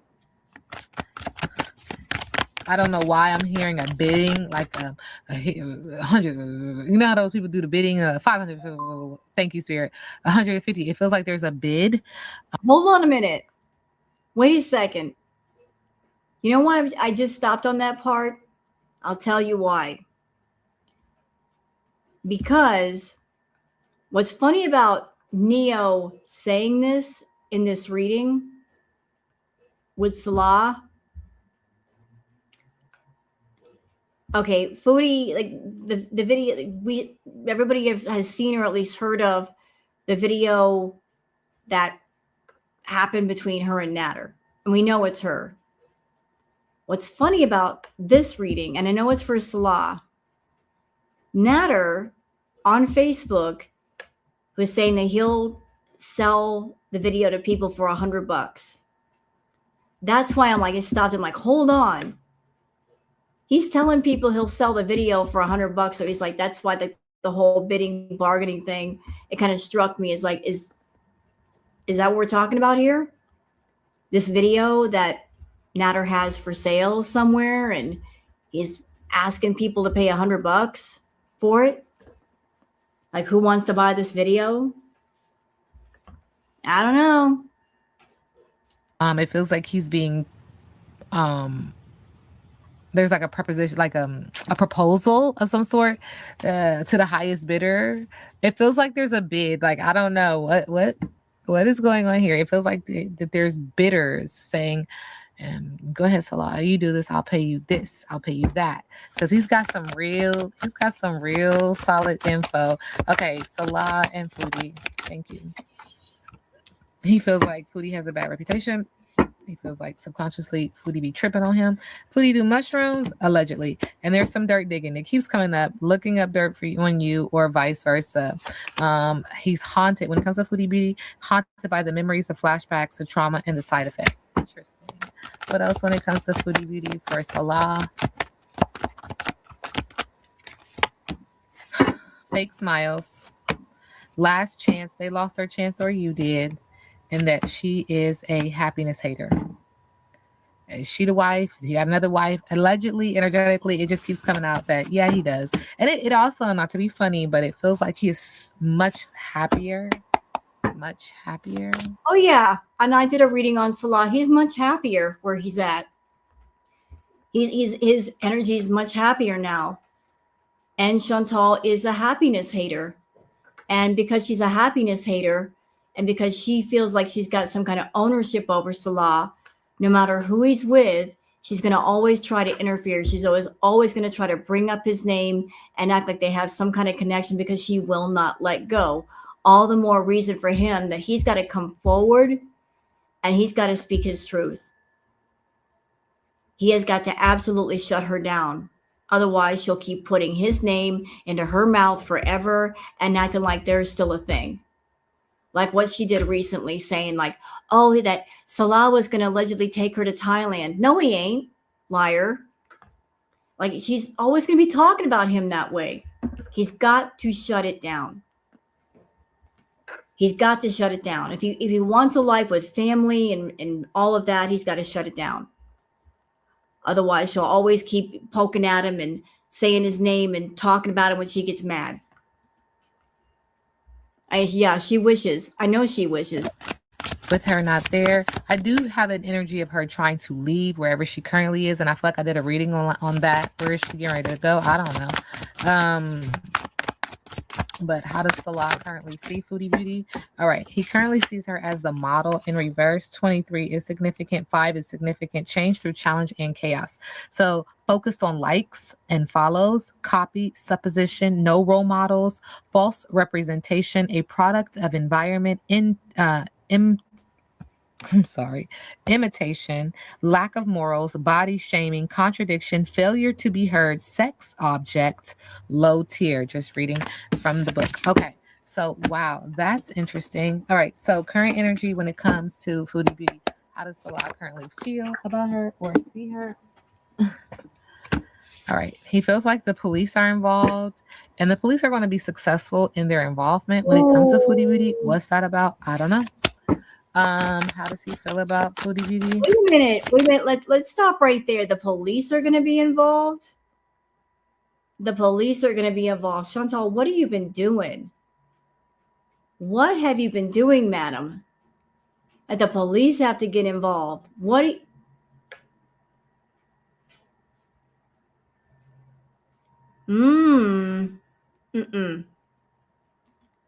What does she do? He feels that she's abusive. And what does this play on tomato? You know, when something was like a bad movie, you give it a rating of tomatoes. It feels like she's got some bad ratings now. Subconsciously, he is acknowledging that she is coming off like she's very, she's single, sexy, and successful. And in the middle of the deck, it's all about the money. It also feels like he knows that she's going to try to travel here soon. But yeah, so when it comes to her, he feels like, yeah, there's abuse. Subconsciously, he feels like she's saying that she's single, she's sexy, successful, she could do whatever she wants to do, and that she has money. But there's also this energy of her trying to travel and leave. He also sees her subconsciously as having opposition, hurt, hospital. This is interesting because I did talk to you guys about her being in the hospital or her needing to go to the hospital. All right, what else? She's manipulative. Okay. What else on the bottom of the deck? See, the universe sees everything. Yeah. And there's nowhere you can run. There's nowhere you can hide with your manipulation, with your tactics. Whatever you put in the universe, it comes right back to you. The universe sees you. The universe knows what you're up to. You can run, but you can't hide. It comes out again. And Spirit is acknowledging that there's star seeds in this process. There's angels, there's angelic team that are also watching and very observant of what is transpiring, what is taking place. And what are they seeing? Okay, since we need, okay, well, look at these cards. They're seeing her entity attachment. That card always comes out for Foodie. The entity attachment. Like the last several readings that Neo has done, that card keeps coming out. Always comes out for her, that entity attachment. As part of her dark energy, she's got an entity attachment. It's nasty too. It's real nasty. Real nasty. And that thing feeds on negative energy. Absolutely feeds on it. Interesting. They're saying that she's involved with a twin flame. They're saying that she's a thief. She robs mentally, physically, emotionally, and or spiritually. They're saying that she's concerned about a situation that she currently has. There's also this energy of her having an issue as a child with a mature woman. Who's this mature woman? There's also an energy her having an issue with a child and a mature woman. Now, could this be Salah's child? I don't know. You guys have said that to me before. Spirit wants me to say something about her childhood. It was traumatic for her, but there's also an issue, an area of concern with a child with her. A child and a mature woman brings concern for her. This mature woman is a divine feminine. And this is interesting too, because it feels like there's a lot of protection, love, and light around this divine feminine energy. That this divine feminine energy is bringing forth a gift and or has a gift, and or it makes me feel like the world card, like there's an energy of accomplishment and reaching a goal and being successful. It feels like this woman definitely pushed you out of your spot. Got rid of you, Foodie. And I feel like I've said that before. Anything else in regards to how Salah feels about Foodie Beauty? Surprise, surprise. He said he got a surprise for you, Foodie. Subconsciously in regards to that money and the relationship. What about it? What about y'all's money, the money and the relationship? Why is it going to be a surprise? What is it? What exactly is going to bring it? Oh. It always comes back to the divination. It always comes back to the readers. And I said that where he's from and culturally, he can tap in quite easily because they're it's a part of the culture. It's a part of my culture. When I go back home, they're everywhere. You want a reading? It's nothing. It's nothing for someone to be like, come here, let me tell you something. Like, it's nothing. It literally is second nature for me. Even it's everywhere, every day, all day. I mean, not to be weird about it, but okay. I mean, there's people that have the ability. They're everywhere, right? And so he could be tapping in on some people who have higher intuitive skills. They're gifted, and it feels like they're these gifts that people have through some form of divination are acknowledging that there's evil eye. Mm-hmm. Absolutely. And you know what? There are so many tarot readers on YouTube that have done readings on Foodie.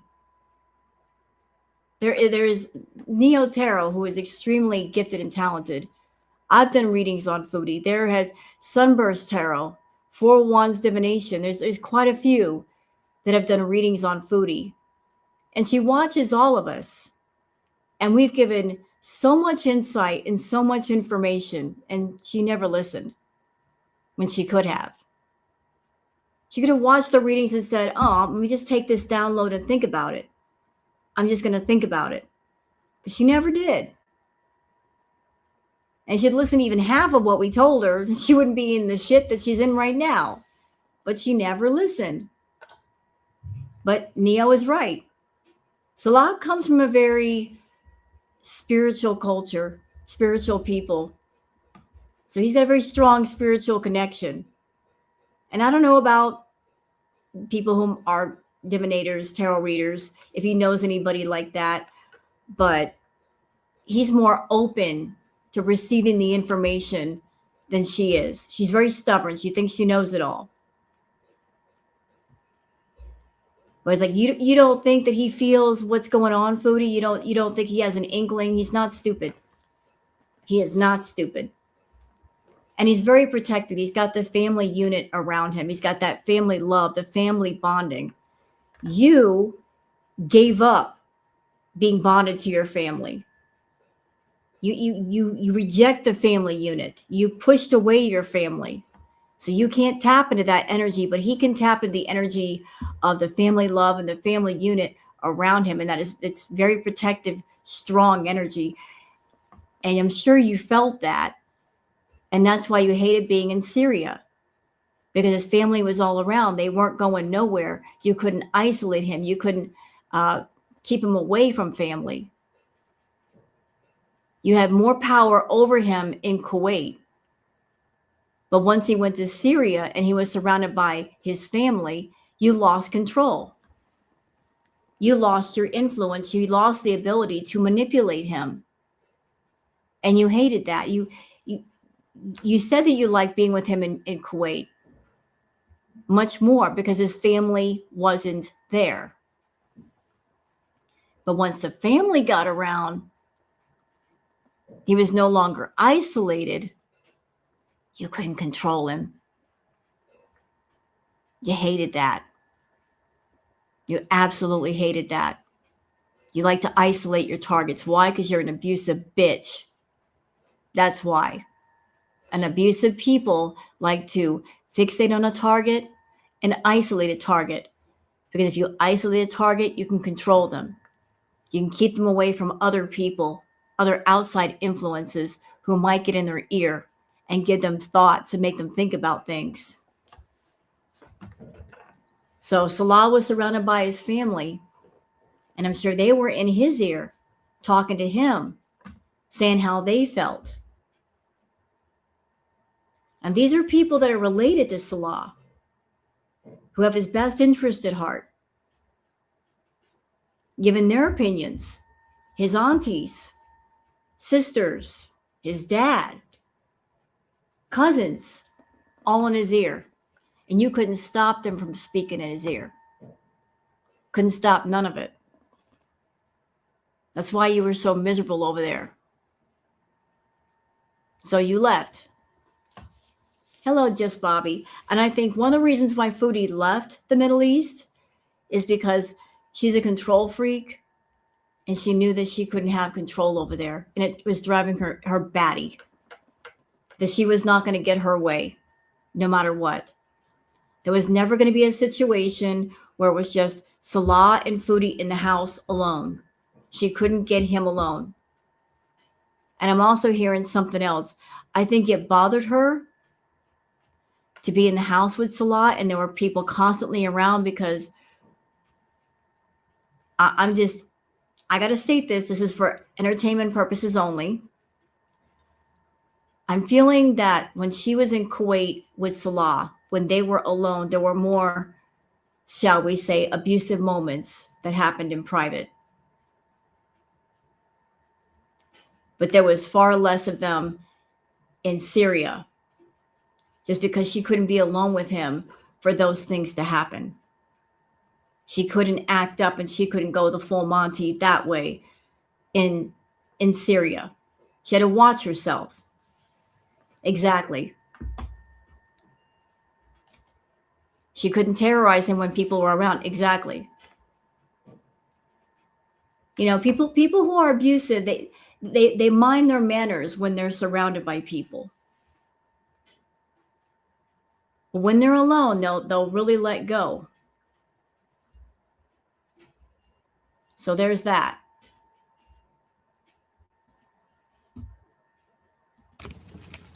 And he knows.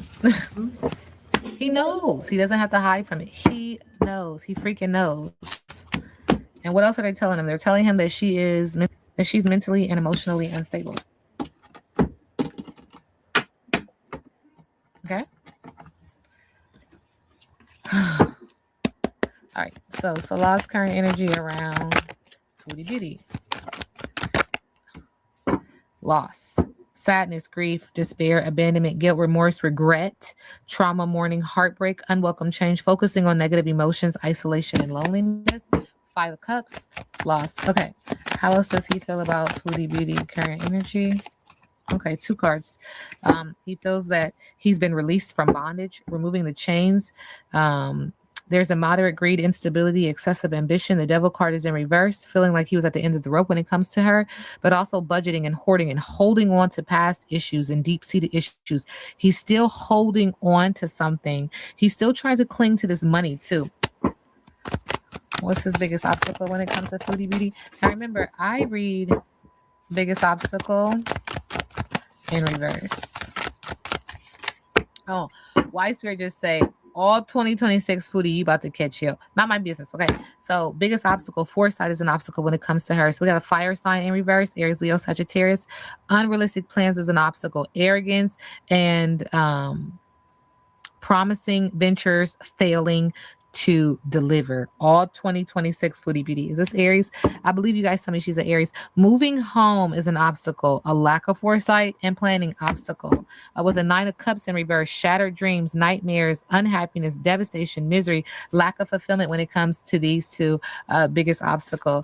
And then the 9 of pentacles. Wow. In reverse, greed, being underpaid, lack of inspiration, avarice, someone who is too hasty and makes mistakes, a diffident, and an uninspired person. All obstacles. When it comes to the money that he is requesting and or is owed, what's this energy? What is this energy? Yeah. He's requesting and or is owed with a justice card in reverse due to injustice, karmic retribution, dishonesty, corruption, lack of accountability, dishonesty, unfairness, karmic avoidance. It feels like she still owes him. It feels like there's a contract or there's some type of voice note or some type of saying of, I'm going to give you blah, blah, blah, blah, and because you haven't, there's going to be some karmic retribution. Ooh, does she owe him money? Hold on. Wait a minute. Let's think back, everyone. You know, I've been asking the question, what was that paper that she signed before she left? The one that made her real mad. Was it divorce papers or was it something else? What was that piece of paper? I'm feeling like there were 3 pieces of paper. For some, I keep seeing like 3 or 4 pieces of paper. Sign here, sign here, sign here. That feels more than just like a divorce paper. I don't know what you owe, Foodie, but I feel like that whatever it is you signed, it was very detailed. Very detailed. Like maybe there were parts of it, like whatever agreement you had with Salah in the beginning, that perhaps that piece of paper stated that he was no longer financially obligated to you, nor was his family. But did it also include that you owed him money for something? Did you owe for something? Is that what this is all about? With the Knight of Swords in reverse, creating missed opportunities, out of your depth, out of control, left behind, rude, tactless, hurtful, someone who opposes and upsets your plans. Yeah, this is interesting because it feels like there's a one-up on the other, okay? Whereas before, you had all the power. Now, not so much. All right, what's next for Salah in regards to Foodie Beauty? It just keeps saying there's a baby on the way. There's an energy of good business. When it comes to Foodie Beauty, fire sign, Aries, Leo, Sagittarius, a helpful friend who is well liked, a kind, loyal, generous, confident, and competitive woman who enjoys enterprise in the limelight and also values her home and family life. And we see that cat there. What's next when it comes to these two? Vibrancy on the surface, but subconsciously, materialism, dullness, preoccupation with money. It always comes to money with these two. One who mismanages money, though, someone who would do anything for money. And then we get the 3 of Cups, canceled events, canceled plans, missed opportunities, overindulgence, gossiping, bitchiness, a lack of social life, an unhappy ending, taking advantage of others, and harmful excess. 3 of Cups in reverse, anxiety, sadness, fear, and depression. What's next for Salah? There's an energy of being in charge. I've mentioned this already. Decisive leadership, King of Wands, optimistic, impulsive, unexpected income. Second time it says, as someone who inspires others to create achievement. However, with the Magician there, it feels like everything that glitters isn't gold. And even though you're riding high, you're getting ready to fall from have a fall from grace as well, because there will be blocked creativity, not learning from the past mistakes, feigned expertise, weakness, indecision, and frustration. And the reason why Spirit is saying this is because all money is not good money, and some money is rooted in evil. And so you getting this money that is rooted in evil, rooted in lies, rooted in deceit, rooted in being a backstabber, rooted in an energy and an entity that is not of love and light, is never going to, you know, you're never going to profit off of that. It has to go away because of the energy on it. Okay. So in regards to this child manifestation, something is coming for Salah. Feels like a pregnancy. Releasing pain and overcoming depression with this child. Forgiveness, and the worst is over when it comes to this child. It feels like there's this energy of taking a deep breath and, you know what I'm saying, like really releasing pain and welcoming in something that feels new and fresh. And this is Libra. You know what? That cards make me feel a certain kind of way. Like that there's talk about a child, but here's where my mind is going. It doesn't have to necessarily be an actual human child. It could be like the inner child. Like healing one's inner child. Wounds from the past. Maybe that's what the card represents, perhaps.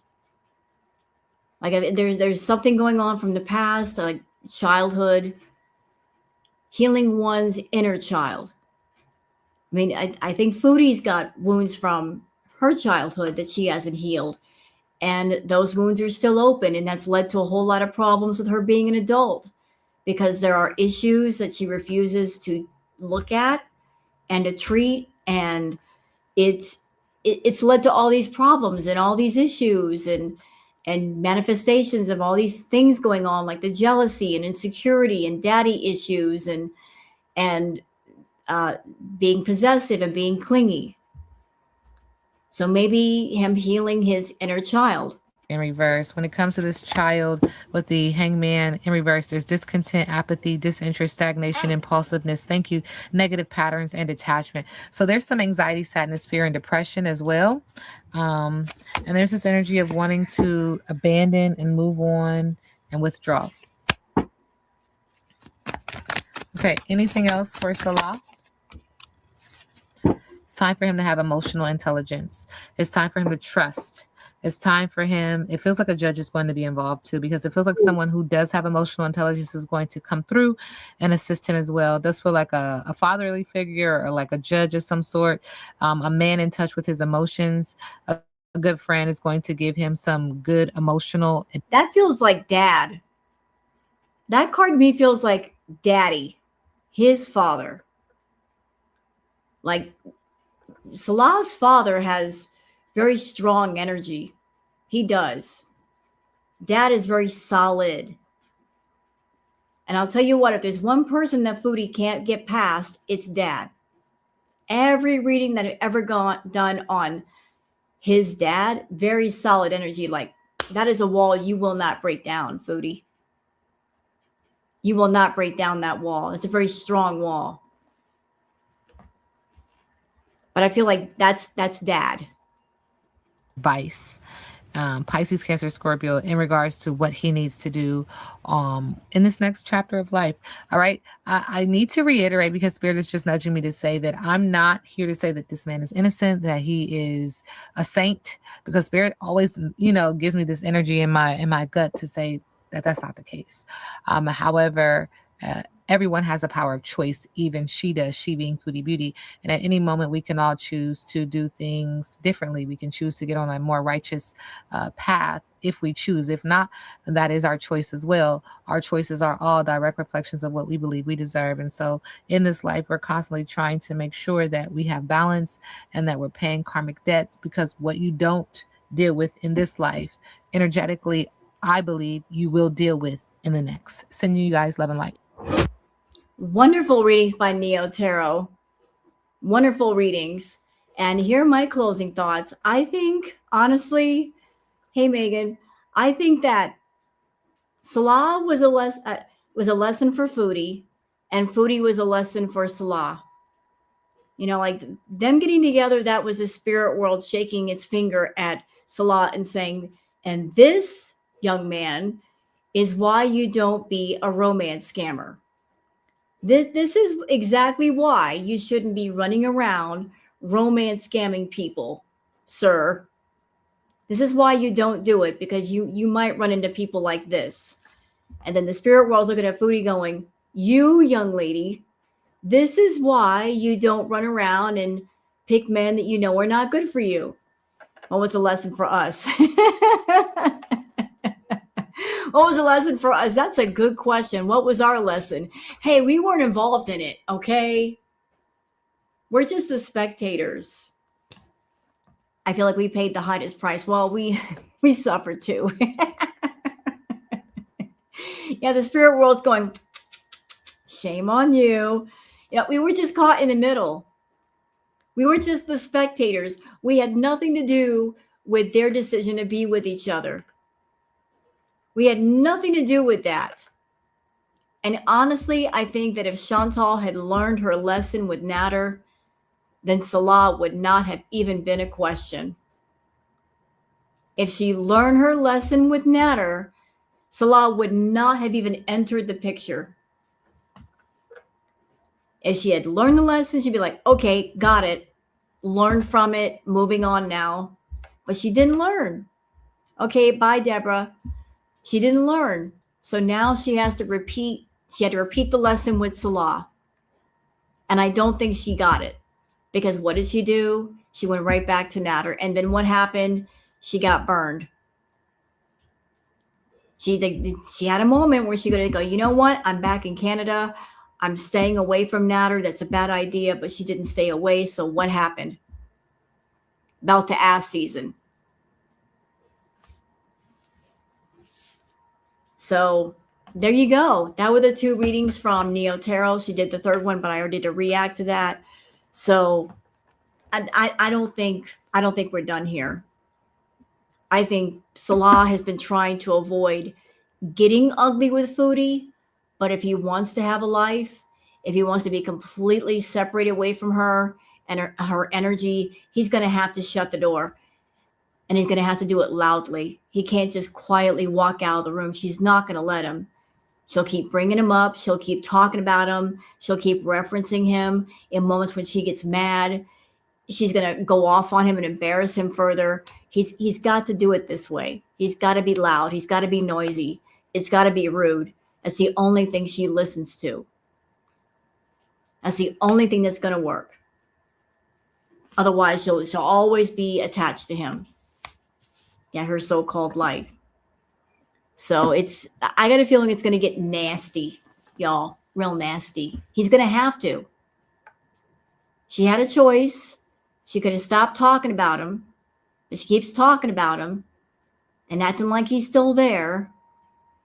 I'm sure that's irritating the crap out of him.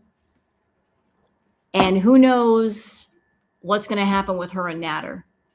But I'm sure Salah's name will keep getting brought up repeatedly until he shuts it all down. So I guess to be continued. That's how it is, to be continued until things escalate. And I don't think it will take long. She wouldn't know life a bit bitter in the rotten butt. Foodie's probably watching right now. Hi, Foodie. She's watching right now. Hi, Foodie. Good luck on Kick. I don't think you're going to make it over there. Nader is going to get a visit from the Popo. Y'all get ready. I got a feeling we're in for Crackhead Olympics 3.0. Because the first reading that I did on this, that Neo did, it's going to be War of the Roses. Foodie and Nader are going to go at it because they both want to get the one up on each other. Because they both want to win. They look at this as a game. They both want to win the game. And the thing is, nobody's going to win. All they're going to do is get each other in further trouble. This comment. I propose that Foodie and Nads are in cahoots on the sax tape, so she hasn't truly been facing the consequences mentioned yet. You know what? I got some thoughts and theories about that. Do y'all got a minute? I'd like to share my theories now that the tarot readings are over. So, isn't it interesting that Natter has come forward with little snippets of this tape and she's not upset? Isn't it interesting? I got a theory. Here's my theory. And I've said this in my lives. So let's go back a little bit. We know that Foodie does feeder content, right? Right. She does the feeder content. We also know that she is not monetized on her YouTube channels anymore, and she's not monetized on Twitch. And we've been wondering, where's all this money coming from? Could it be she's got a stash and she's living off her stash of money? Possibly. But we know Foodie. Money burns a hole in her pocket. So where is the money coming from? What I think is that Foodie has been doing feeder requests off camera. But let's go further with it. What would Natter's role be in that? Well, some of the feeder clients may want explicit adult content. And if some of the higher paying feeders are saying, I would like to see you get physical with somebody, well, then she would need a partner, wouldn't she? She'd need a partner. So who does she know that she can bring on camera that will get the job done, so to speak? Natter. And Natter needs money. So if, say, I'm just going to make up a name. Joe from Idaho is a feeder and he wants some explicit content. And he says to Foodie, I will pay you X amount for explicit content, but I want you to be with a partner. She would then maybe contact Natter and said, hey, I'll pay you to do this content. We do know that he had contact with her, yes? Well, then it stands to reason that when he went to go see Foodie, he wasn't doing that for free. Was he? You know, he got paid something for something. He didn't go over there to, do stuff for free. There had to be some compensation somewhere, right?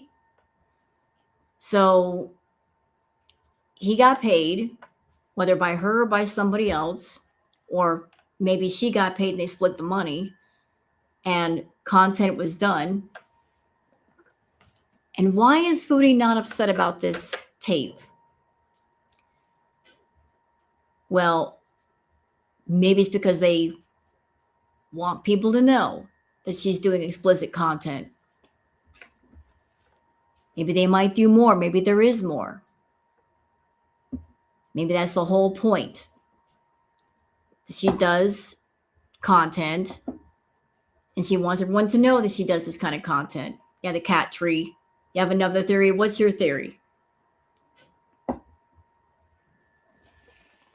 Yeah, it's advertising. Like he goes on Facebook, he shows a little bit of a snippet. Advertising.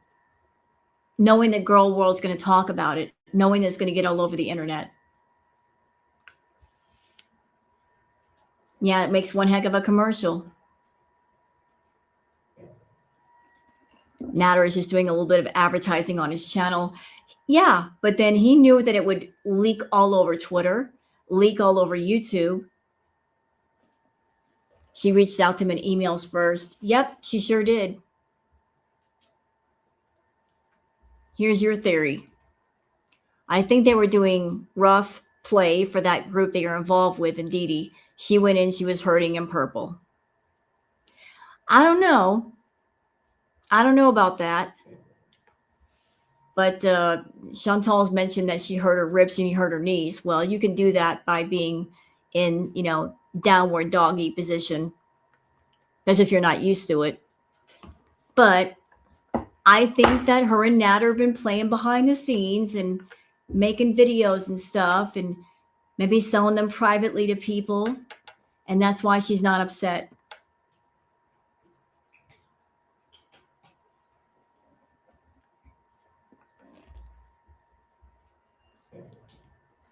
Personally, I don't think that she's going to go back over to the Middle East. She's in poor health. I don't think she can either.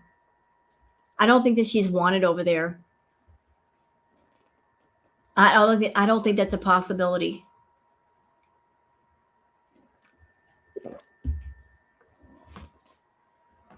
I think he was slapping her around. I agree with you. Well, was he though? I mean, we heard some slapping sounds. We don't know exactly what the slapping was.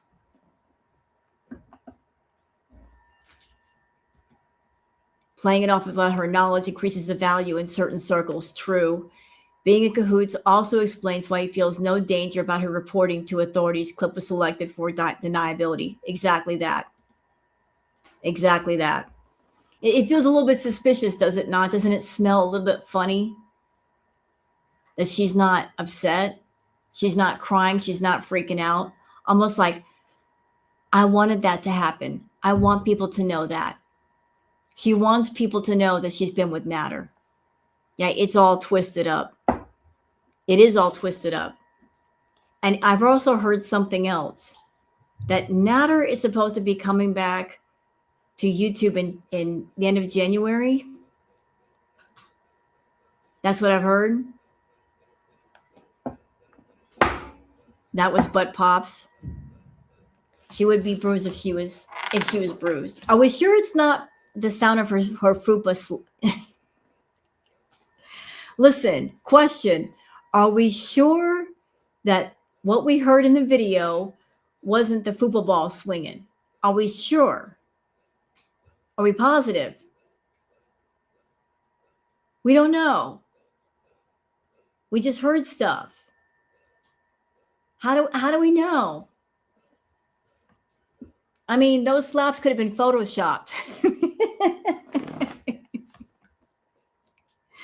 It could have been AI. You don't know. It could have been photoshopped. Those sounds could be AI. Deep fake. You don't know nothing. You got fooled.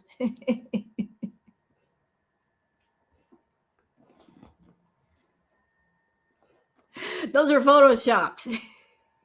Pre-recorded. They pulled those sounds off the internet. They were copyright free, public domain.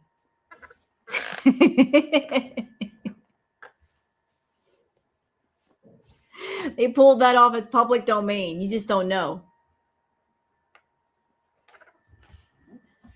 It kind of does sound like the intro to Puppy's Lives where she's slapping them fupa balls around. It could be anything. You never know. You could take a sound in some kind of editing program and play around with it, make it sound like something else, add another sound to that. You don't know. You just thought you knew. You were just imagining things. Just think about that. What you thought was actually wasn't. Yeah, the fupa balls can clap like that. Hey, we've seen them. We have seen them. So what do you guys think is going to be happening with Chantal? I actually pulled a muscle around the rib laughing so hard it hurts.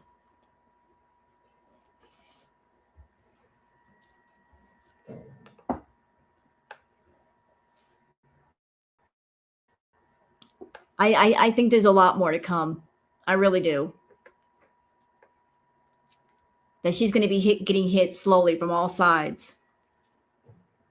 No pay and eviction. Yeah. Well, that would explain her wanting to move. Belt to ass all year. Boy, that'll make your cheeks hurt.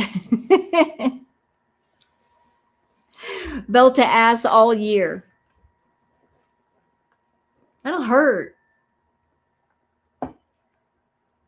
Can't believe she's going to try. You know what? Y'all, like, listen, let's just let it happen. She wants to go to Kick. Let her go to Kick. They're going to chew her up like bubble gum over there. Let her go. She's going to hate it over there. I promise you. She's going to hate it.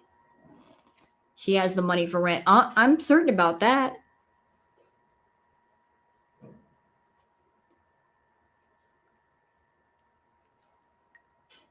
Oh, you don't know about Kick?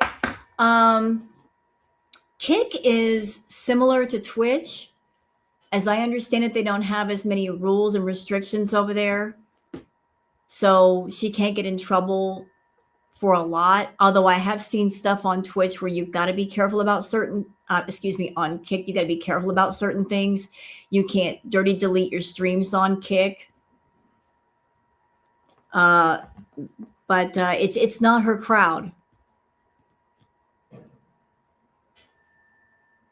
So she didn't like Twitch, and Kick is not going to be any better. And there's a lot of trolls on Kick. There's a lot of problematic real life streamers that are on Kick. I don't think she's going to like it. She cannot follow the rules. Speaking of which, if y'all will give me a minute, I can pull some stuff up. Hi, Booger. Why are you... Booger? She's trying to get me to go to bed. I'm pulling up my Twitter. I want to show you guys something in regards to the rules for Kick. Because I found some stuff, courtesy of the Twitter peeps. What is the deal with... Let's see.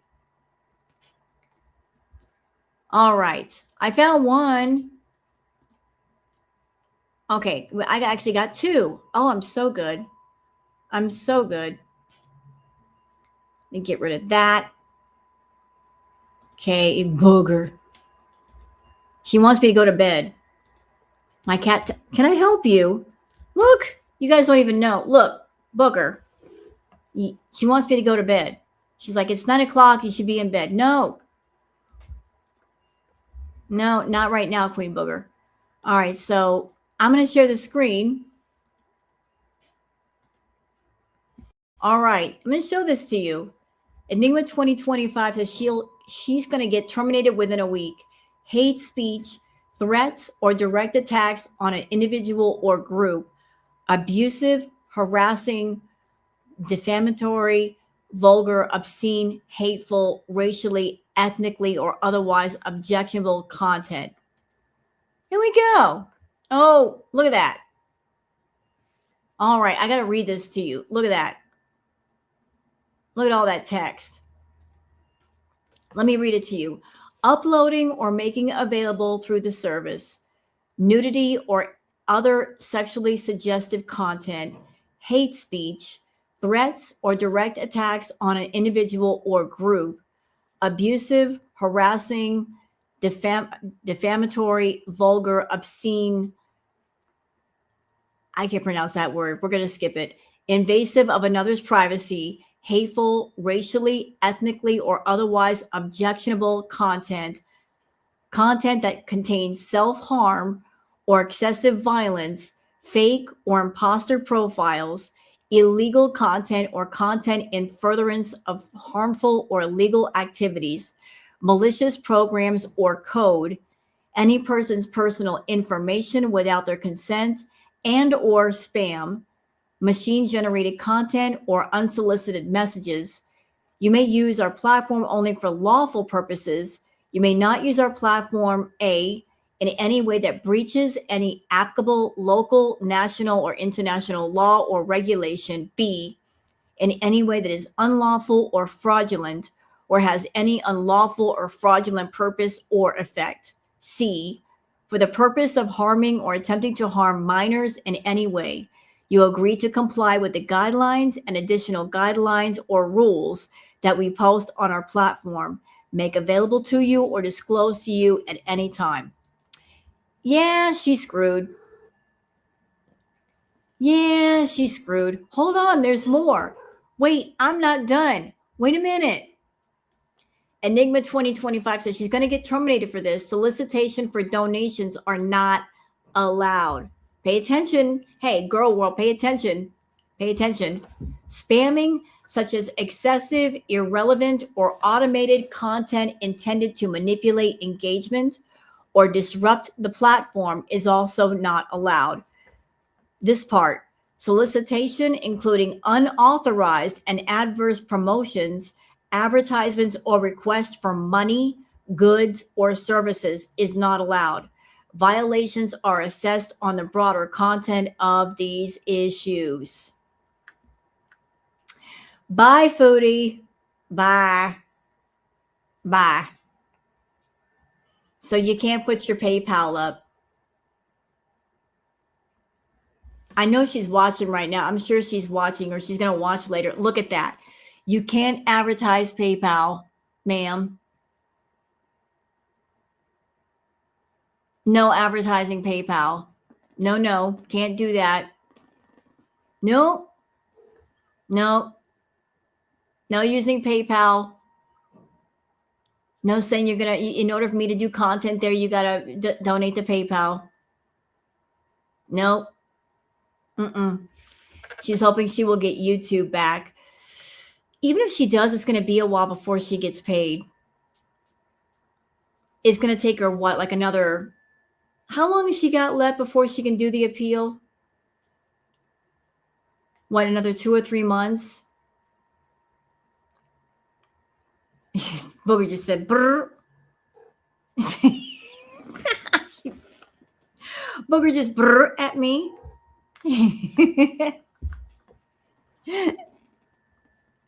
She's talking.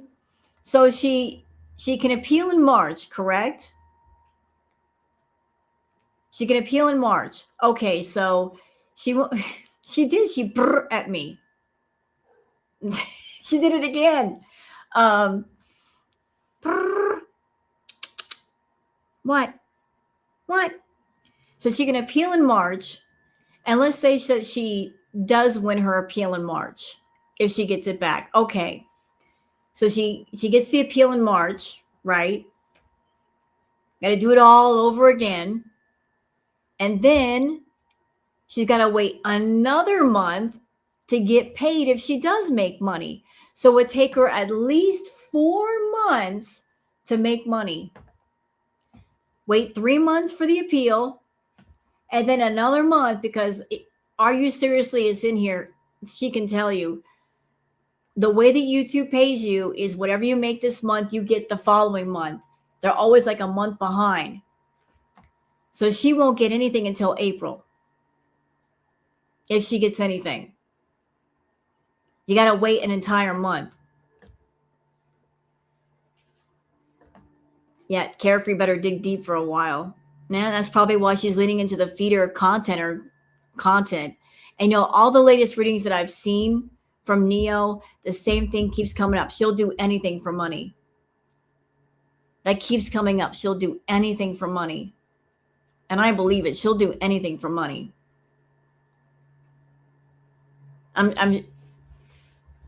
So she's taking requests. All kinds of requests, I'm sure.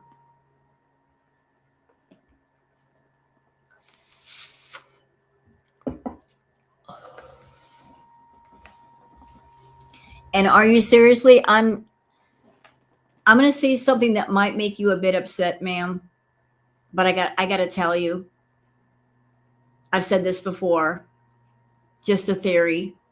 I think there might be a reason why Foodie is wearing the abaya and the hijab. Has nothing to do with her being a Muslim. Has everything to do with specialized feeder content. I think that she's catering to a certain group, a niche within a niche, if you will. People that might have a certain interest in watching a Muslim woman doing haram acts, because gluttony is considered haram. Now, it is possible. I think that there are high-paying clients, perhaps, that pay her for that. Possibly do more than just eat. Just a possibility. I have no receipts, but I know there are people out there that like to bring in certain aspects to the feeder fetish. So just putting that out there. Just putting that out there. People might say, "What? That people like that exist?" Yep. Yep. Niche within a niche. And because she's doing something specialized, she can ask more money. That might be something Anime Sucks would be into. Yep. All right. So what else we got here? Anything more about Kick? I think I saw something else. Let me just go look. But no putting your PayPal out there, Foodie.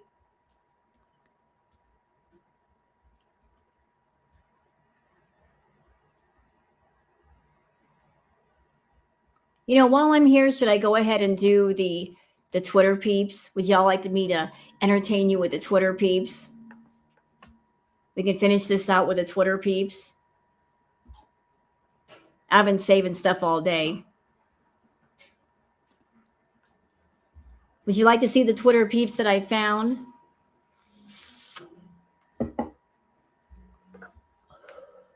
Because I'm going to be reacting to Foodie's live tomorrow, and that's going to be long enough. Okay. Okay, that sounds good. Tell y'all what, we're gonna finish this out with the Twitter peeps. Just go ahead and bring the thing up. Y'all know what time it is. It's time for the Twitter peeps.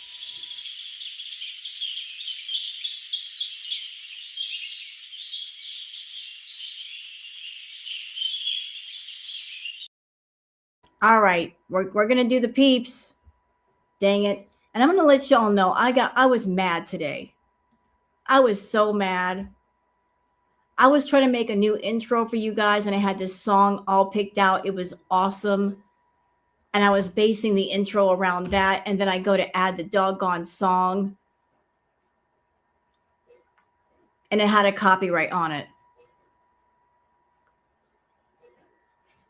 It was in YouTube Studio, like in the creator music section. And I'm like, I love this song. And it was like, it looked like it was, copyright free. And it's like, then I put it on Canva. It's like, it's copyright protected. And I'm like, ugh. So I was trying to make a whole new awesome intro. Like I went in a whole different direction and the song kind of shut me down. So I'll figure it out. But I was mad. It's like I'm trying to do something for people and wouldn't let me do it. Don't worry. I'll work my way around it. I'll find another song. I don't care. All right. So we're going to do the Twitter peeps. All right. All right. So for those of you that are not on Twitter, you want to follow me there. It's Wild Girl Sarah. Those of you that you don't want to set foot on the Bird app, that's why I gather all the stuff up and bring it to you. That way you can hear all of the thoughts, opinions, and feelings of Girl World, because there's so much to be had on Twitter. Love all the Girl World peeps. Oh, by the way, look here. Look what we got. You see this? Do you see this? What is that? You know what that is? That's a Savannah cat. That, ladies and gentlemen, is a Savannah cat. You know, the cat that Foodie swears that her cat is crossed with. That is an actual Savannah cat. And look at the size of the Savannah cat. A Savannah cat, ladies and gentlemen, is a cross between a domestic and a serval. Serval cats are wild. But look at the size difference between the Savannah cat and a domestic cat. Big difference, huh? The Savannah cat looks nothing like her cat. Her cat might be a Siamese ragdoll mix, but that's an actual Savannah. Look how much bigger it is. Look. Then picking up a basket and carrying it.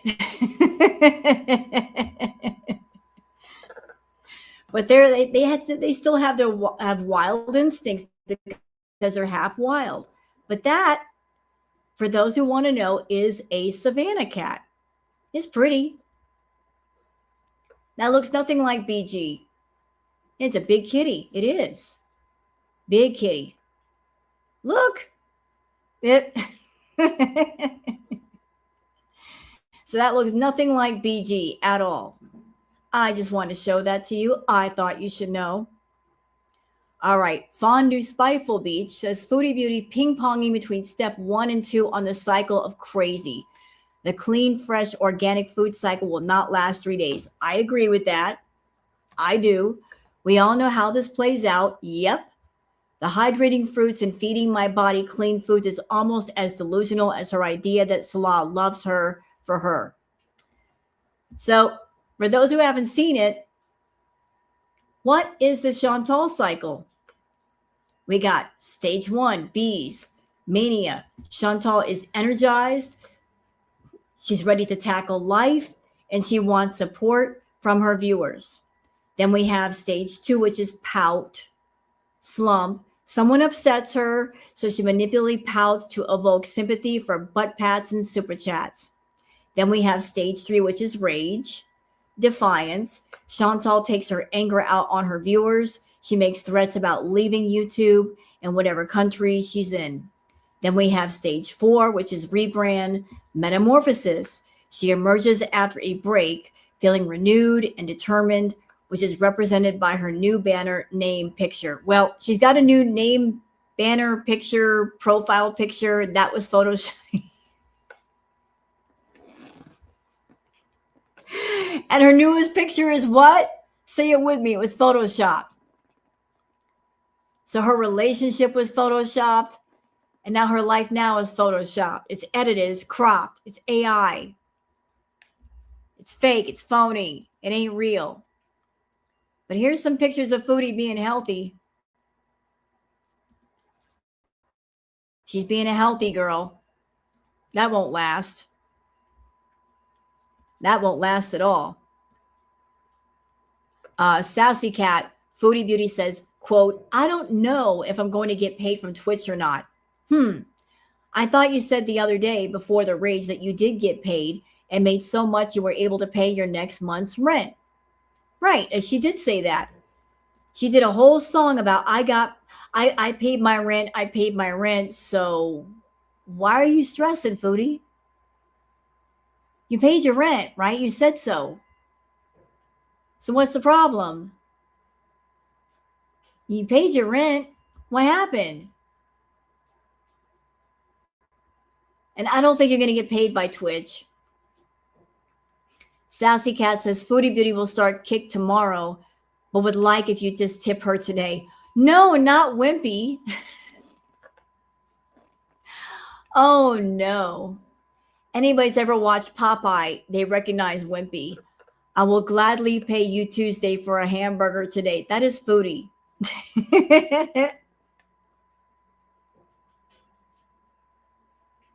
Not Wimpy. She is Wimpy on YouTube. I'll gladly pay you Tuesday for a hamburger today. All right.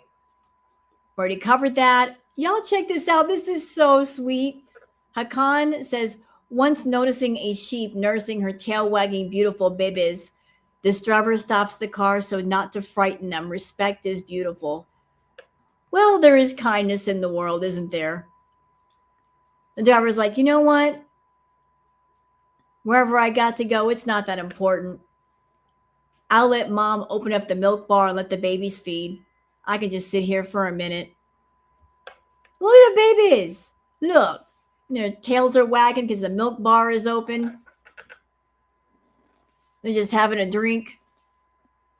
You just got to be patient with things in the world like that. I just wanted to show that to y'all. I just thought that was the sweetest thing. Mom feeding her babies. They're just having a grand old time. It's so sweet. Okay. Back to Foodie. Enigma 2025 says, why would she lie about what Kick was? Then the start of the live, she said she opened up an account. She didn't even read their terms of service. Well, that's Foodie. She doesn't read the terms of service. She makes the terms of service. But go ahead, Foodie. What do you got to tell us? What is Kick? I haven't researched Kick. No.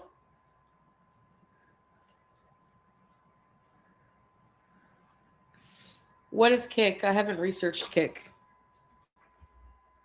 She's just looking for another platform to run to make money on. She's gonna run out of platforms real soon. After Kick, where's she gonna go? Rumble? Then after Rumble, where is she gonna go? Is there any other platform she could run to? Hello, Missy. Like, she can't really stream and make money on YouTube.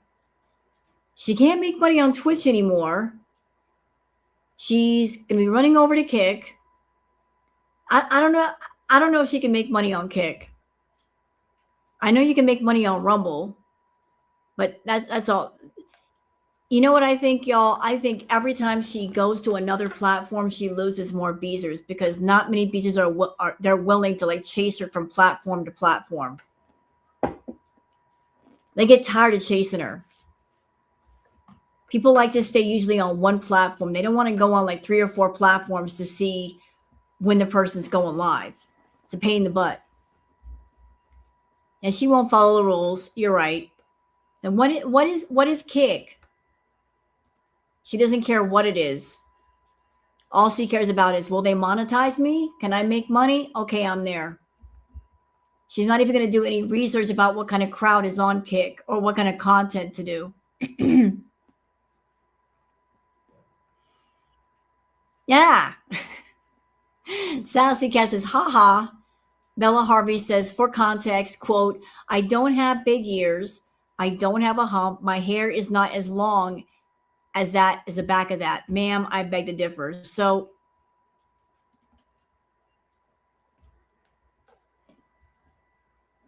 you were saying, Foodie? You were saying? What was that? Can you come again? What is that you said? You don't got what? Are you sure? Are you certain? Because that kind of looks like you. I don't have big ears. I need to find. Maybe I can Photoshop this. Maybe I can blow it up. Maybe we can do some editing and zoom out, see what's going on. I don't have big ears. I don't have a hump. My hair is not as long as that in the back. It kind of looks like you. Even AI be like, hell nah. Use a blur tool a lot. Kristen says, going from saying you won't work for free and are taking a month off to doing an all-day stream on a demonetized channel within the same 24 hours really is the pinnacle of mental stability. Well, are you seriously? Did we not know she was going to come back after a few days? We knew. She can't stay away. I'm going to take a month off. As if. She can't stay away. We knew she'd be back. We knew. That's why we weren't worried.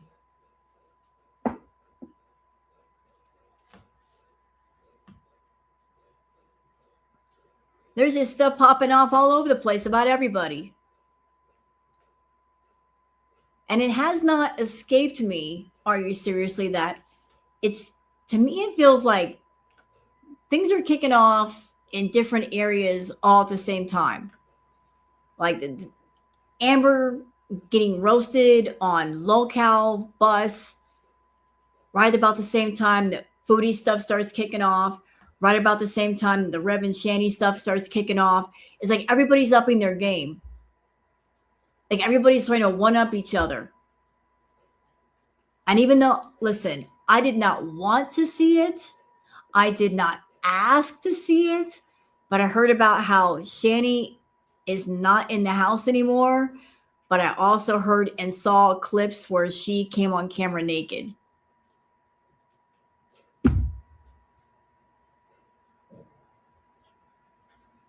My eyes will never be the same. Shani came on camera naked. What the hell?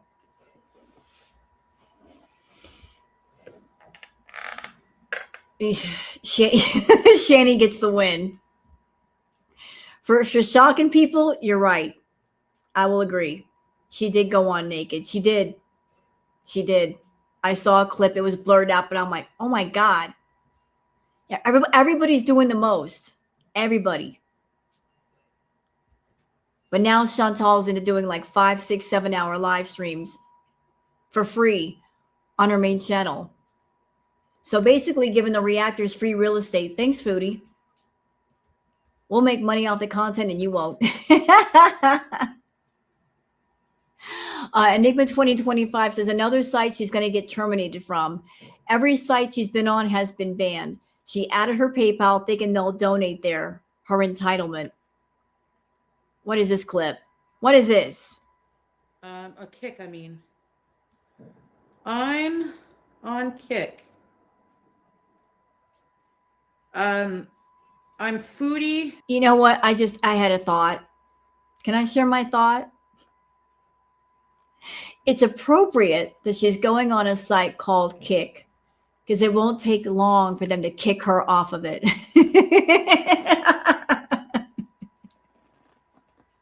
It's appropriate. It's so appropriate. She's been kicked from all the other platforms.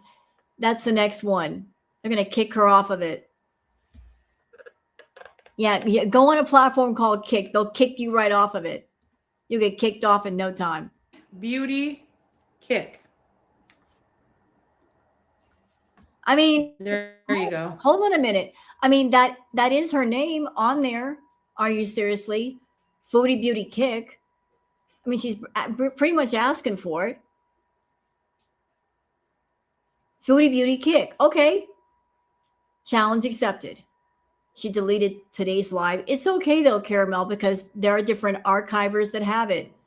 Orange Cat has a copy. So does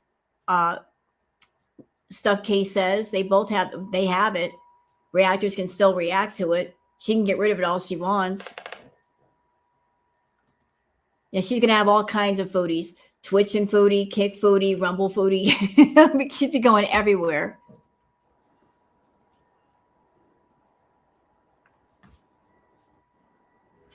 I like having a second phone. I don't have to rely on anyone to pin stuff for me or, you know.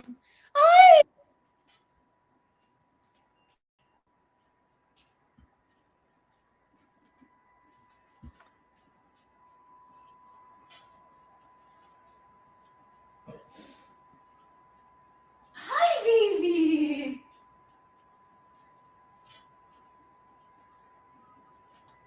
Riveting content. I wonder if she thinks that this kind of content is going to make her a lot of money on Kick. Is this the content she's going to do on Kick? I don't see how it's going to get her a lot of viewers. I really don't think so. She can try. I don't think it's going to work.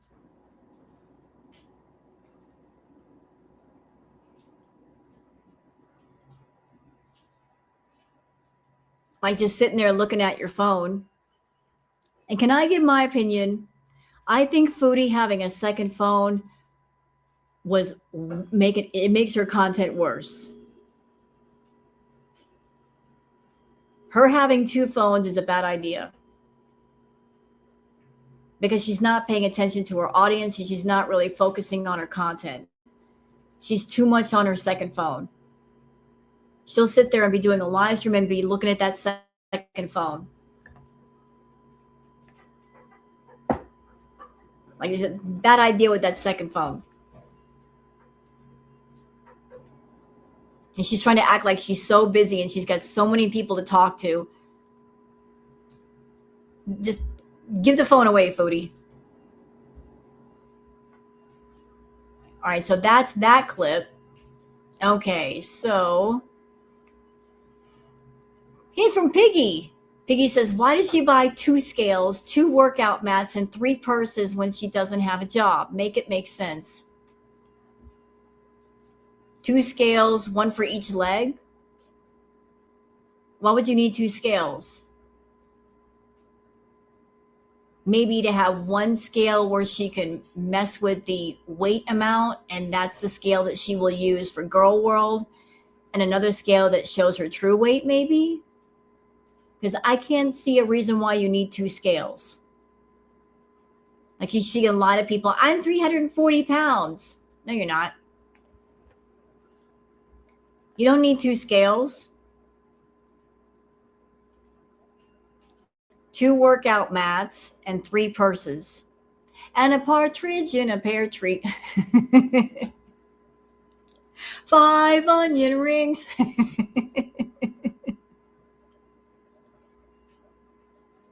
Why do you need 3 purses? You don't have that much money. 2 scales for what? 2 workout mats for what? It's a mystery even to me. And here we go. Mo Translate says, Box Mountain coming in nicely on the kitchen island along with a bag of trash and dirty dishes with food. Chantal says she'll be streaming on Kick. Oh boy, we got pictures? We got pictures. This is her new apartment. Y'all, this is her new apartment. Look at it. Her new place. For now she's gnashing.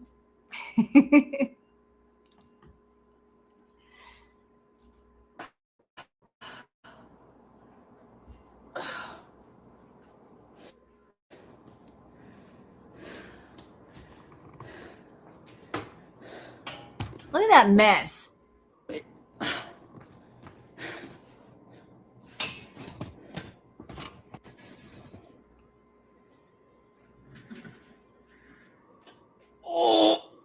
Oh, my ribs. Every room looks nasty. And there ain't no reason for that. There is no reason. She lives by herself. She is a single woman. What has she got to do all day? There's no reason for the apartment to look like that. I live alone. My apartment don't look like that. I keep my place clean. I have a studio. She's got a 1-bedroom. When you live in a small apartment, you've got to keep it clean. You've got to keep it clean. You got to be on top of it. Because the smaller the place, the dirtier it looks. Even a little bit of mess looks like a lot of mess. And she just moved in there. There's garbage in every room. I clean every day. But she lets the mess build up, and then she gets on camera and she makes a big deal about cleaning and putting stuff in garbage bags. It wouldn't take you all day to clean it, Chantal, if you cleaned it every day. Filth. Absolute filth. Ugh. And I am so bothered by something. Hold on a minute. I am so bothered. You know what bothers me? You know what's getting on my nerves right now? What is going on with this box of cereal back here? It's open. Notice the box of cereal is open. Why isn't it? Girl, close that box of cereal. Close it up. It's going to get stale and the cat's going to get into it. And not only that, but clock this jar of like pickles or what is this? Like a jar of pickles. It's sitting on her counter. She's like, I got to put it back in the refrigerator. Girl, it's been out all night. Throw it away. Just filth. This is exactly like the Canadian villa.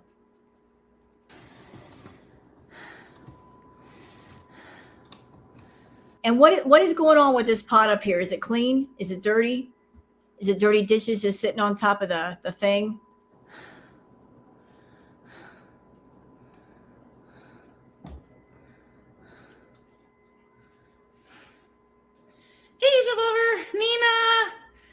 seconds, G.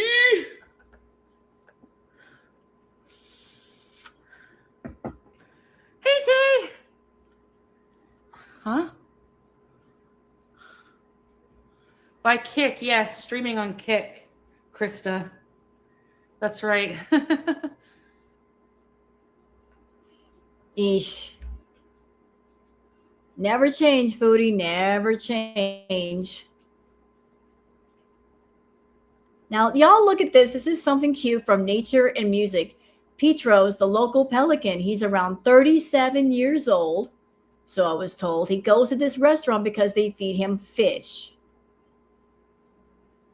There's Pedro. There's Petros, the pelican. He's just walking into the restaurant like he owns the place. It's almost like the start of a joke. So a pelican walks into a bar. He's just walking in. He's all at home. Look at that. A pelican walking into a restaurant with more grace than Foodie Beauty. How about that? He's like, hey, is my usual table ready? You got my fish. I'm here for the daily special. What's the soup today? And this is a sweet idea. Y'all look. BNS, this man is recycling old picnic coolers into shelters for stray cats for the winter. I've seen this before. People like on YouTube, they have tutorials on how to take an old cooler and turn it into like a place for stray cats, where you can line the inside of it to make it nice and warm. So if there's any stray cats or animals in the area, they can just curl in there and they won't freeze. What a sweet idea. So he's making little shelters for stray animals so that when it becomes winter, they can get out of the elements. I support that.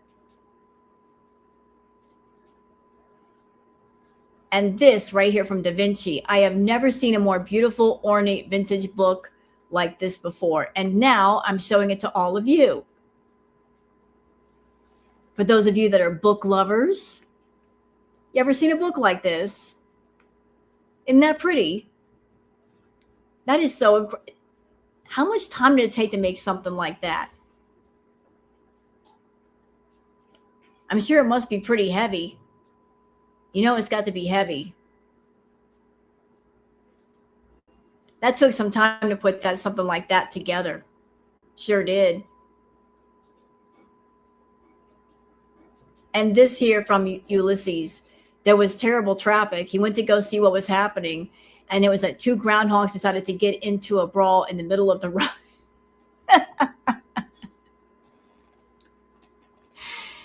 Can you imagine driving along the road and you see this?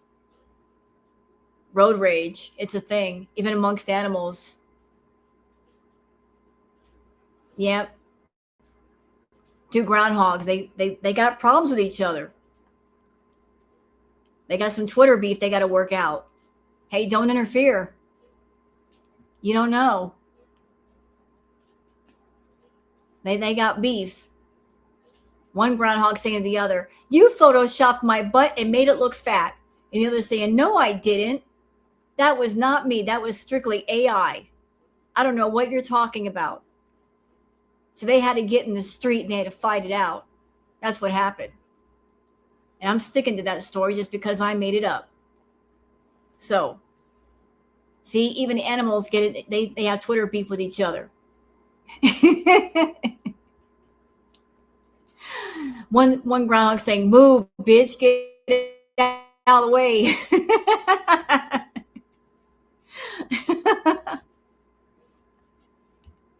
This is my road. Nah, you think so? No, I know so. And I'll show you. You think you own the road. I can stand here all day. Well, I can stand here all day. Well, I can stand here all day. Yeah, that left hook was brutal. And, you know, I can hear their conversation from here. I think that one groundhog on the right, he made some points over there. Yeah. Like he's got a strong argument. He's going to win this fight. It's Twitter in the wild, like you've never seen. Here's something pretty from Nature is Phenomenal. Look at the baby swan taking a nap on her mama's back. So this happens. Baby swans often take naps on the mother while she's swimming. They got a little private Uber. Aren't you jealous? Baby swans get an automatic Uber with mom. Nice, comfortable place to chill out, and they don't have to pay a taxi fee.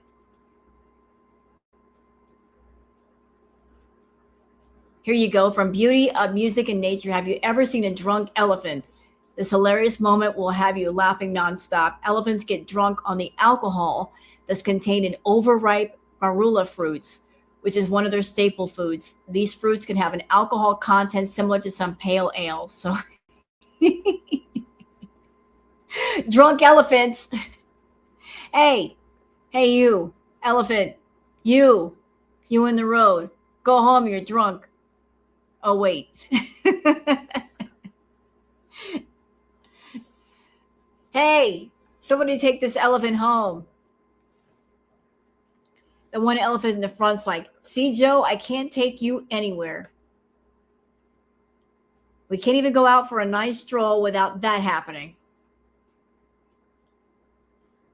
What do you do with a drunk elephant? Absolutely nothing.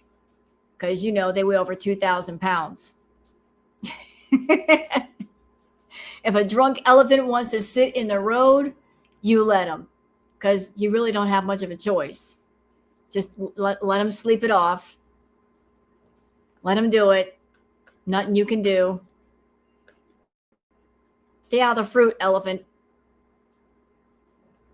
Now, for those of you that like to make snowmen, no context humans, finally someone made a snow girl instead of a snowman. Look at that. It's almost like Hello Kitty. Make it like a Hello Kitty type snowman. You just put makeup on it. It's really pretty. Never seen a snowman like that. Don't forget the contour. Doing some contouring. Do some photoshopping, some AI on the snowman. Give it some filters. It might look like Foodie. You never know. Ah! This was from January the 6th. It's snowing in Canada. Is it? Let's watch. Ugh. Like a child. I didn't even see what he said. What did he come in here and say? Ugh. Really, Robin? Oh, that sucks. I'm sorry.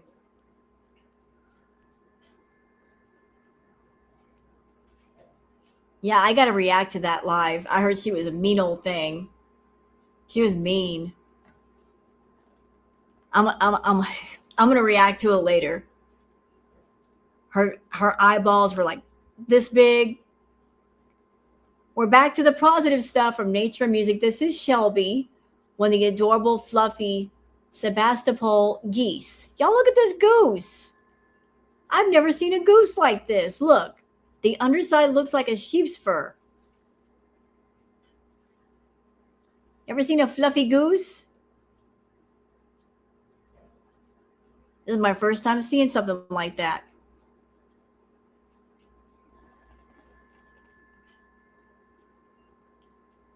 It looks like it was crossed with a sheep.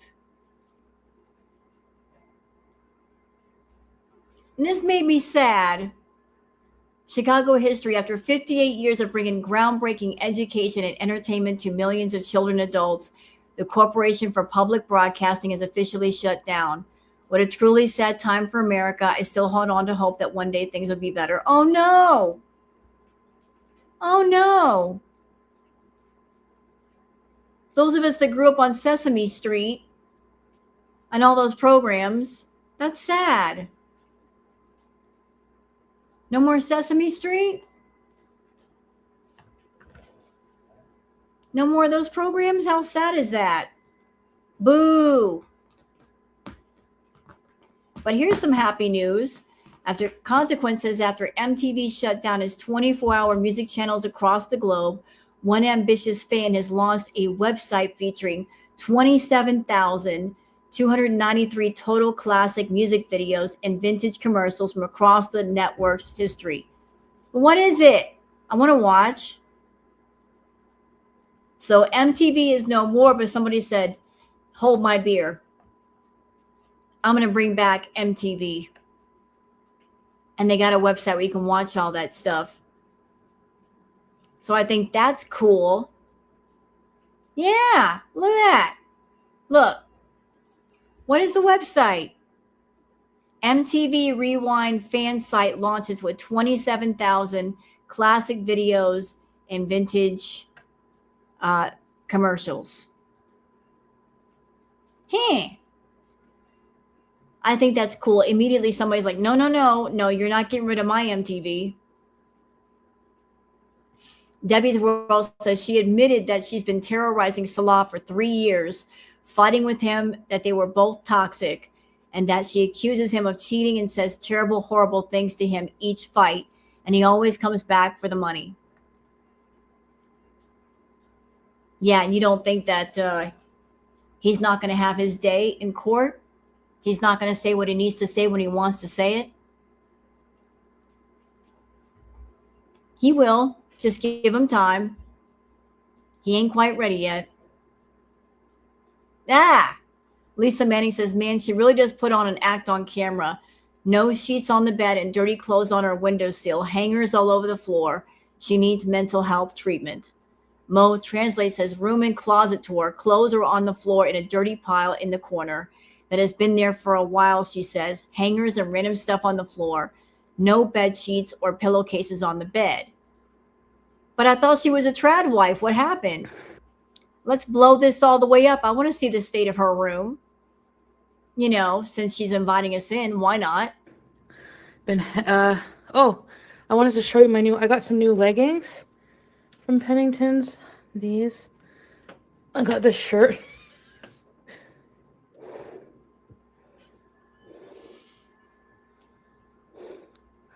Pretty cool, hey? Can anybody tell me why she got a Rolling Stones t-shirt? She's not into the Rolling Stones. Why did she get that t-shirt? Just because it had the tongue sticking out of it? She's not a Rolling Stones fan. So I'm just trying to organize my closet more because it's like, you know. And then my clothes, well, yeah, look at my room. It's a disaster. I have to make my bed and my sheets are being washed and those clothes have to go in the wash. Okay, you know what? I'm already suspicious about why she's washing her bed sheets. Why are you washing your bed sheets for, Chantal? Did you do something on them? Did something happen? Since when do you do laundry? Were you doing something on those sheets? Were you sweating on them? Did something happen?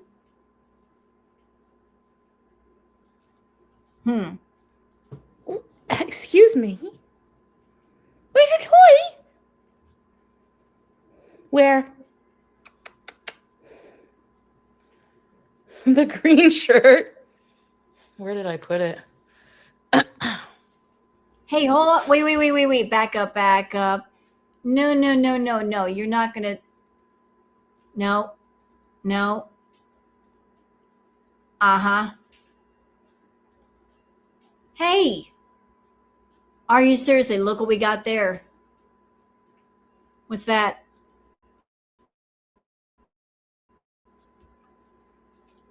We got ourselves a little reflection in the mirror. Oh, it just got worse. Good Lord. You want a screenshot of that? I'll keep it there for a second.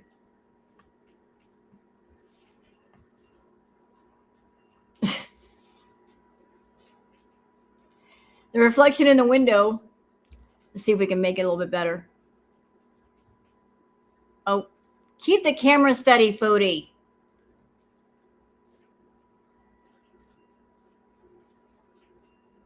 I can't see.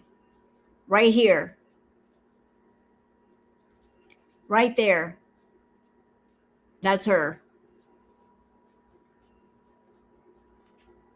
It gets bigger.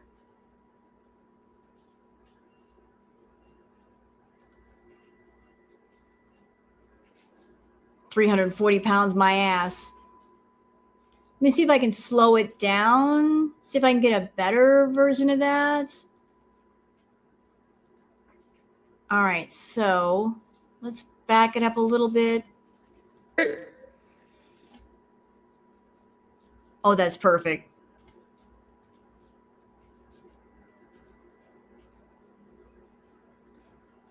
There we go. Where did I put it?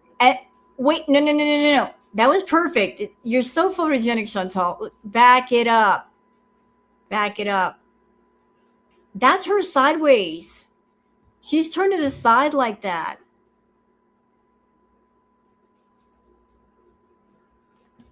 She's about to turn around. Where did I put it?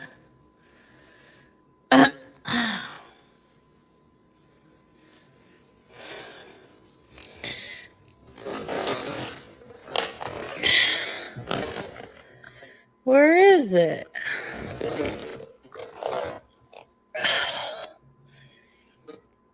And I also find it very funny that didn't she say she had a cracked rib and bad knees, yet she's bending down to pick up stuff just fine. Isn't that weird?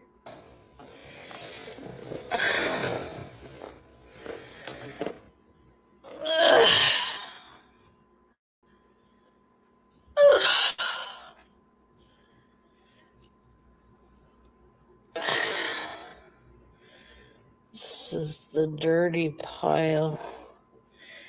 It's been dirty forever, this pile.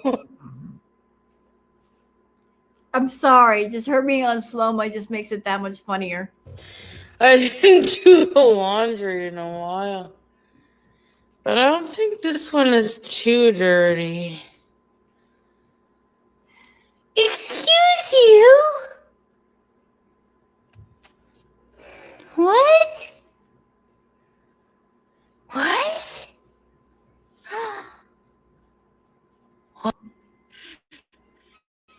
Okay, that's enough of that.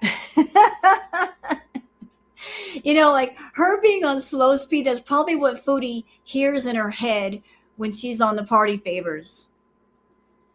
Like this is how she feels and what she hears when she's on the party favors.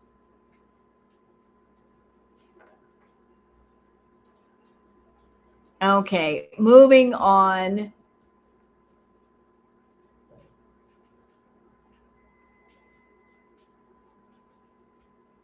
And here's something cool from puppies. Woman is experiencing a priceless joy upon realizing that her dog, whom she's been trying to teach sign language for a while, has finally started to understand sign language. Yeah, dogs are very, very smart. You can teach them a great many things. So this dog is learning different signs in sign language and knows what the owner wants. I didn't know that dogs could do that.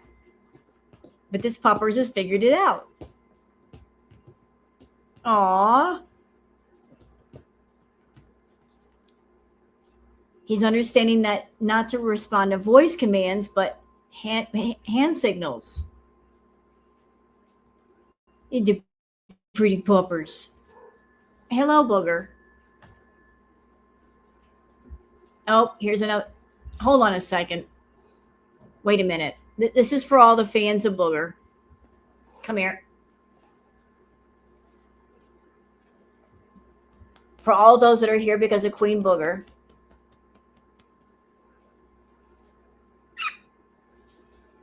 Queen Booger is here to bless all her loyal subjects with her presence. What you doing?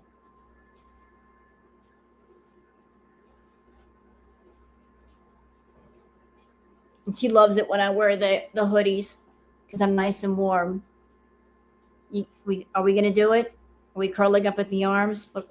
Here we go. Yep, it's time, isn't it?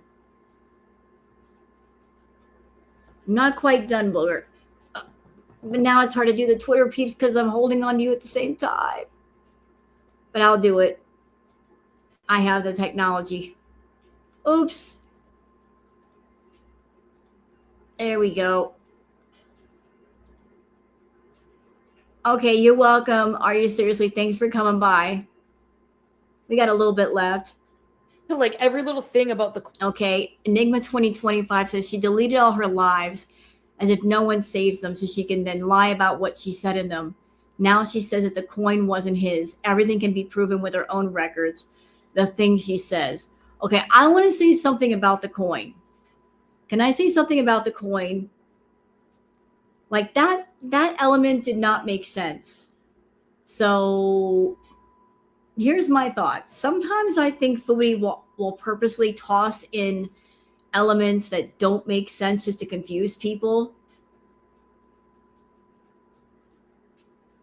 Like let's toss in this coin that doesn't make any sense to confuse girl world. Like we're going to try to connect it to something and it connects to nothing. Like we're going to try connect with this to connect that, and it may just be a coin that has no relevance. But let's watch. Like every little thing about the coin. Do you think I would say that it was his coin? Like, why would he have a coin from another country? He can't leave the country. He's a convict. So why would he have cash from another country? He didn't have any cash.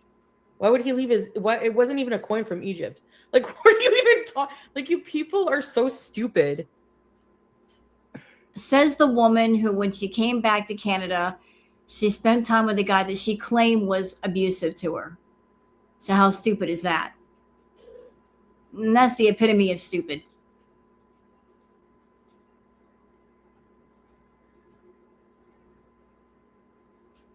Sassy Cat says Foodie Beauty is her own worst enemy. Let's watch. You know? So. Block. Yeah. If I was with him, do you not think I would be talking about it, like, still with him? Seeing him? Like, get a life. I'm sure it's rat documentary guy. Show the whole video. Go. Show my face. And this is why I'm going to react to that live. Because like her and Natter are involved in this active game of chicken. And it's going to end badly for both of them. And she just gave him permission to show her face. It's on video. Show my face. I give you permission to show my face. So he can't get in trouble for showing anything. She gave her consent. What is with her right shoulder? I don't know. Let me go look. Is that the one that's down or the one that's up? I think it's just the way she's sitting, like half sitting, half laying. But she just gave him permission, so she can't sue him for anything now.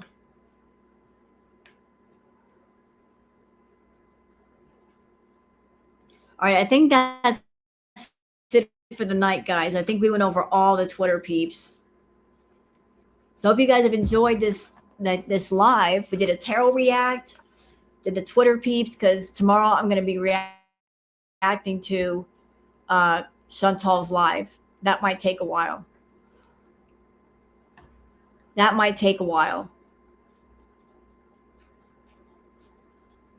So I thank you guys for coming by. And I hope to see y'all when I go live and react to her being her rude self. So if you guys have enjoyed this tarot react, please don't forget to like and subscribe and leave a comment. You guys know I enjoy doing the lives for you. So thank you guys for being here. I'm going to go to bed and curl up with Queen Booger, because that's what she's been wanting for the past hour and a half. So thank y'all for coming in, and I'll see y'all in the next one.